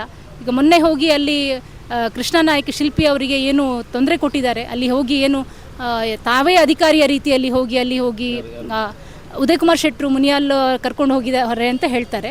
ಸೊ ಅವ್ರು ಹೋಗಿದ್ದು ಯಾವುದೇ ರೀತಿಗೂ ಅದು ಸರಿಯಲ್ಲ. ಇವರು ಯಾವ ಅಧಿಕಾರ ಇದೆ ಅವರಿಗೆ ಹೋಗಲಿಕ್ಕೆ? ಯಾವ ಜನಪ್ರತಿನಿಧಿಯೂ ಅಲ್ಲ, ಯಾವ ಅಧಿಕಾರಿಯೂ ಅಲ್ಲ. ಅವ್ರು ಹೋಗಿದ್ದು ಸರಿ ಅಂತ ಯಾರೂ ಒಪ್ಪಲಿಕ್ಕೆ ಸಾಧ್ಯ ಇಲ್ಲ. ಅಗತ್ಯ ಇರಲಿಲ್ಲ ಅವರಿಗೆ, ಅವ್ರು ಹೋಗಿದ್ದಾರೆ. ಸೊ ಯಾವ ರೀತಿಗೂ ಇದು ಒಪ್ಪುವಂಥದ್ದಲ್ಲ. ಆ ನಿಟ್ಟಿನಲ್ಲಿ ನಾವು ಇವತ್ತು ಪ್ರತಿಭಟನೆ ಮಾಡಿದ್ದೇವೆ. ಮುಂದಕ್ಕೆ ಕೂಡ ಪರಶುರಾಮನ ಥೀಮ್ ಪಾರ್ಕಲ್ಲಿ ಪರಶುರಾಮನ ಮೂರ್ತಿಯಲ್ಲಿ ಸ್ಥಾಪನೆ ಆಗಬೇಕು ಅನ್ನೋದು ನಮ್ಮ ಉದ್ದೇಶ. ಅದು ಆಗೋವರೆಗೂ ನಾವು ಯಾವುದೇ ಅದರಲ್ಲಿ ರಾಜಿ ಇಲ್ಲ. ನಮ್ಮ ಹೋರಾಟವನ್ನು ಮುಂದುವರಿಸ್ತೇವೆ. ನಾನು ಗೀತಾಂಜಲಿ ಸುವರ್ಣ. ನಾನು BJP ಪಕ್ಷದಲ್ಲಿ ನಿರಂತರವಾಗಿ 18 ವರ್ಷದಿಂದ ದುಡಿತಿದ್ರು ಈಗ ರಾಷ್ಟ್ರೀಯ ಬಿಲ್ಲವ ಮಹಾಮಂಡಲದ ಮಹಿಳಾ ಅಧ್ಯಕ್ಷೆಯಾಗಿ ಕೆಲಸ ಮಾಡ್ತಾ ಇದ್ದೇನೆ. ನಿನ್ನೆ ಒಂದು ನಾನು ಪೋಸ್ಟ್ ನೋಡಿದೆ. ಮುನಿಯಾಲ್ ಉದಯ್ ಶೆಟ್ಟಿಯವರು ಕೃಷ್ಣ ನಾಯ್ಕರವರಿಗೆ ನೀನು ಬಿಲ್ಲವ, ನಿನಗೆ ಕೆಲಸ ಕೊಟ್ಟವನು ಬಿಲ್ಲವ, ಆದ್ದರಿಂದ ಹೀಗಾಗಿದೆ ಅಂತ ಏನೋ ಒಂದು ಮಾತು ಹೇಳಿದ್ದಾರೆ ಅಂತ. ಪರಶುರಾಮ ಬಿಲ್ಲವ ಅಲ್ಲ, ನಾನು ನಿಜವಾಗ್ಲೂ ಹೇಳ್ತೇನೆ, ಪರಶುರಾಮ ಬಿಲ್ಲವ ಅಲ್ಲ. ಪರಶುರಾಮನನ್ನು ಮಾಡಿದ್ರೂ ಇವಾಗ ಏಕಾಏಕಿ ಮುನಿಯಾಲ್ ಉದಯ್ ಶೆಟ್ಟರು ಜಾತಿ ತೆಗೆದು ಈ ಮಾತನ್ನು ಹೇಳಬಾರ್ದು. ಯಾಕಂದರೆ ಪರಶುರಾಮನ ತುಳುನಾಡಿನಲ್ಲಿರುವಂತಹ ನಾವುಗಳು ಎಲ್ಲರೂ ಒಂದು ತಾಯಿಯ ಮಕ್ಕಳ ಹಾಗೆ ಜೊತೆಯಲ್ಲಿ ಸೇರಿಕೊಂಡು ಕೆಲಸ ಮಾಡುವವರು, ಜೊತೆಯಲ್ಲಿ ಊಟ ಮಾಡುವವರು. ಆ ಹೊತ್ತಲ್ಲಿ ಕೃಷ್ಣ ನಾಯಕನಿಗೆ ಈ ಮಾತನ್ನು ಅವರು ಹೇಳಿದ್ದವರಿಗೆ ಶೋಭೆ ತರೋದಿಲ್ಲ ಅಂತ ನಾನು ಹೇಳಲಿಕ್ಕೆ ಇಚ್ಛೆ ಪಡ್ತೇನೆ. ಇನ್ನೊಂದು ಮಾತು ಹೇಳಬೇಕಾದ್ರೆ, ಈ ಒಂದು ಬೈಲೂರಿನ ಪರಶುರಾಮ ಪಾಪ ಇವತ್ತು ಏನಾಗಿದೆ ಅಂತ ಹೇಳಿದರೆ, ಒಂದು ದೇವರು ಎಂತಹ ಪರಿಸ್ಥಿತಿಯನ್ನು ತಂದಿಟ್ಟಿದ್ದಾನೆ ಅಂತ ಹೇಳಿದರೆ ಈ ಬಗ್ಗೆ ನಮಗೆ ಮಾತಾಡಲಿಕ್ಕೆ ಬೇಜಾರಾಗ್ತದೆ. ಮೊನ್ನೆ ಹೇಳಿದರು ಅವನ ಕಾಲು ಸರಿಯಿಲ್ಲ, ಅವನ ಕೈ ಸರಿಯಿಲ್ಲ ಅಂತ. ಆದರೆ ಏಕಾಏಕಿ ಆ ಒಂದು ಕೃಷ್ಣ ನಾಯಕನನ್ನು ತಂದು ಪೊಲೀಸ್ ಸ್ಟೇಷನಲ್ಲಿ ಇಟ್ಟು ಅವನು ಪಾಪ ದುಡಿಯುವವ, ಅವನು ಕೆಲಸ ಮಾಡುವವ, ಅವನಿಗೆ ಇಂಥ ಶಿಕ್ಷೆಯನ್ನು ಕೊಡುವುದು ಶೋಭೆ ತರುವುದಿಲ್ಲ. ಹಾಗೇ ನಾನು ಮುನಿಯಾಲ್ ಉದಯ್ ಶೆಟ್ಟರಿಗೆ ಇನ್ನೊಂದು ಮಾತು ಹೇಳ್ತೇನೆ. ನೀವು ಮೊನ್ನೆ ಸ್ವಲ್ಪ ಓಟಲ್ಲಿ ಸೋತಿದ್ದೀರಿ, ಹೌದು. ಆದರೆ ಗೆದ್ದವರ ಮೇಲೆ ಇಂಥದ್ದೆಲ್ಲ ಗೂಬೆ ಕೂರಿಸುವುದು, ಅದರ ಮಧ್ಯದಲ್ಲಿ ಜಾತಿಯನ್ನು ತರುವುದು ಖಂಡಿತವಾಗಿಯೂ ಮಾಡಬೇಡಿ. ರಾಜಕೀಯ ಎಲ್ರಿಗೂ ಮಾಡಲಿಕ್ಕೆ ಬರುತ್ತೆ. ರಾಜಕೀಯ ಮಾಡುವಾಗಲೂ ನೋಡಿಕೊಂಡು ಎಲ್ಲರನ್ನು ಒಟ್ಟು ಸೇರಿಕೊಂಡು ರಾಜಕೀಯ ಮಾಡಬೇಕು. ಅದರ ಬಗ್ಗೆ ಸುಮ್ಮನೆ ಇಲ್ಲ ಅಲ್ಲಸಲ್ಲದ ಆರೋಪಗಳನ್ನು ಹಾಕ್ಕೊಂಡು ರಾಜಕೀಯ ಮಾಡಿದರೆ ಇದು ಜಾಸ್ತಿ ಹೊತ್ತು ಇರುವುದಿಲ್ಲ. ಸ್ವಲ್ಪ ದಿನ ಮಾತ್ರ ರಾಜಕೀಯದಲ್ಲೂ ಮೇಲೆ ಇರ್ಬೋದು ನೀವು. ಇವಾಗ ನಿಮಗೆ ಸರ್ಕಾರ ಉಂಟು, ನಿಮ್ಮ ಸರ್ಕಾರ ಇರುವಾಗ ನೀವು ಮೇಲ್ಗಡೆ ಇರ್ಬೋದು. ಆದರೆ ಒಂದಲ್ಲ ಒಂದು ದಿನ ಏನು ಸತ್ಯ ಅಂತ ಖಂಡಿತವಾಗಿಯೂ ಜನರಿಗೆ ತಿಳಿಯುತ್ತದೆ. ಆದ್ದರಿಂದ ಸುಮ್ಮನೆ ಬಿಲ್ಲವರ ಬಗ್ಗೆ ಮಾತಾಡ್ಲಿಕ್ಕೆ ಹೋಗಬೇಡಿ. ಯಾಕಂದರೆ ಜಾತಿಯನ್ನು ತೆಗಿಬೇಡಿ. ನಾವೆಲ್ಲರೂ ಈ ಒಂದು ತುಳುನಾಡಿನಲ್ಲಿ ಬಿಲ್ಲವ, ಬಂಟ, ಆ ಜಾತಿ ಈ ಜಾತಿಯವರೆಲ್ಲ ಒಟ್ಟು ಸೇರಿಕೊಂಡು ಬಹಳ ಅನನ್ಯತೆಯಿಂದ ಇರುವವರು. ಅದರ ಮಧ್ಯದಲ್ಲಿ ನೀವು ಜಾತಿಯನ್ನು ತಂದು ಯಾಕೆ ನಮ್ಮಲ್ಲೇ ಭಿನ್ನಮತವನ್ನು ತರ್ತೀರಿ ಅಂತ ನನಗೆ ಗೊತ್ತಾಗೋದಿಲ್ಲ. ದಯವಿಟ್ಟು ಈ ಕೆಲಸವನ್ನು ಇನ್ನೂ ಮಾಡಬೇಡಿ ನೀವು. ಈಗ ನಾನು SP ಆಫೀಸಿಂದಲೇ ಹೊರಗೆ ಬರ್ತಾ ಇದ್ದೇನೆ. SP ಅವರ ಹತ್ರ ನಾವು ಈ ಮಾತನ್ನು ಮಾತಾಡಿದೆವು. ಅವ್ರು ಹೋಗಿ, ಆದರೆ SP ಅವರು ಹೇಳ್ತಾರೆ ಏನಂದರೆ ಅವರು ಕಂಪ್ಲೇನೆಂಟ್, ಅದಕ್ಕೆ ಅವರಲ್ಲಿ ಹೋಗಿರ್ಬೋದು ಅಂತ. ಅಲ್ವಾ? ಹೌದು. ಆದರೆ ಇದು ಇವರಿಗೂ ಎಲ್ಲಿಯ ಒಂದು ಸ್ವಲ್ಪ ತಪ್ಪಿರ್ಬೋದು. ಕಂಪ್ಲೇನೆಂಟನ್ನು ಒಳಗೆ ಹೋಗ್ಬೋದು ಪೊಲೀಸ್ನವ್ರ ಹತ್ರ ಅಂತ ಹೇಳಿದರು. ಆದರೆ ಇದು ಇವರಿಗೆ ಎಷ್ಟು ಗೊತ್ತೋ ಗೊತ್ತಿಲ್ಲ. ಆದರೆ ಅವರು ಹೋದದ್ದು ನಮ್ಮ ಲೆಕ್ಕದಲ್ಲಿ ತಪ್ಪು. ಯಾಕಂದರೆ ಅಧಿಕಾರಿಗಳು ಅವರ ಕೆಲಸ ಮಾಡಲಿ. ನಾವೀಗ ನೋಡ್ತಾ ಇದ್ದೇವೆ, ಸರ್ಕಾರ ಕಾಂಗ್ರೆಸ್ ಬಂದ ಮೇಲೆ ನಮ್ಮ ಹಿಂದೂ ಯುವಕರಿಗೆ, ಅದರಲ್ಲೂ BJPಯ ಯುವಕರಿಗೆ ಉಳಿಗಾಲ ಇಲ್ಲ. ಎಲ್ಲ ಥರದಲ್ಲಿ ಕೇಸ್ಗಳು, ಆ ಕೇಸ್ ಈ ಕೇಸ್ ಅಂತ ತಾವು ನೋಡ್ತಾ ಇದ್ದೀರಿ. ಯಾವುದೇ ಒಂದು ಸಣ್ಣ ವಿಷಯ ಆದರೂ ಹಿಂದೂ ಯುವಕರ ಮೇಲೆ FIR. ಕಾಂಗ್ರೆಸ್ ನಿನ್ನೆ ಅಲ್ಲ ಮೊನ್ನೆ ನಾನು ಅಜ್ಜರ ಕಡೆಗೆ ಹೋದೆ, 2 ಜಗಳ, ಒಂದು ಬ್ರಹ್ಮಾವರದಲ್ಲಿ, ಒಂದು ಉಡುಪಿಯಲ್ಲಿ. ಇದರಲ್ಲಿ ನೋಡಿ, ಕಾಂಗ್ರೆಸ್ನ ಹುಡುಗರು ಹೊಡೆದು ಹೋಗಿದ್ದಾರೆ. ಆದರೆ ಎಷ್ಟೋ ತಡ ಆಗಿ FIR ಮಾಡಿದ್ದಾರೆ.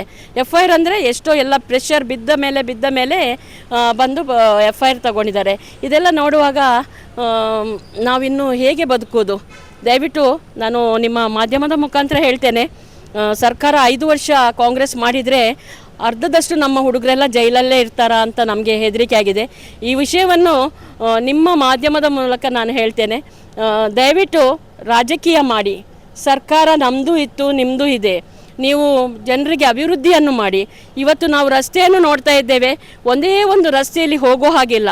ನೀವು ಅಭಿವೃದ್ಧಿ ಮಾಡಿ, ಅದರ ಯೋಜನೆಗೆ ಹಾಕುವ ಹಣವನ್ನು ಸ್ವಲ್ಪ ಅಭಿವೃದ್ಧಿಗೆ MLAಗಳಿಗೆ ಕೊಡಿ. MLA ಅವರು ಸ್ವಲ್ಪ ರಸ್ತೆ, ನೀರು ಅದೆಲ್ಲ ಕೊಡಲಿ. ಅದರ ಮಧ್ಯದಲ್ಲಿ ಈಗ ನಾವು ನೋಡ್ತಾ ಇದ್ದೇವೆ, ನಾವು ಏನು ಕಲಿಯುಗ ಅಂತ ಹೇಳ್ತೇವೆ, ಅಲ್ಲಲ್ಲಿ ಗುಡ್ಡ ಬೀಳ್ತಾ ಉಂಟು, ಅಲ್ಲಲ್ಲಿ ನೀರು ಹರಿತಾ ಉಂಟು, ಕೊಚ್ಚಿ ಹೋಗ್ತಾ ಇದ್ದಾರೆ. ಇದನ್ನು ನೋಡಿ ಆದರೂ ಸ್ವಲ್ಪ ತಾವುಗಳು ಕಲಿಯಿರಿ. ಇನ್ನಾದರೂ ಇಂತಹ ರಾಜಕೀಯವನ್ನು ಮಾಡಲಿಕ್ಕೆ ಹೋಗಬೇಡಿ. ದಯವಿಟ್ಟು ನಾನು ನಿಮ್ಮ ಹತ್ರ ಕೈ ಮುಗಿದು ಕೇಳ್ತೇನೆ, ಅಭಿವೃದ್ಧಿ ಮಾಡಿ. ಅಭಿವೃದ್ಧಿ ಜೊತೆ ನಾವು ನಿಮ್ಮ ಜೊತೆ ಇರ್ತೇವೆ.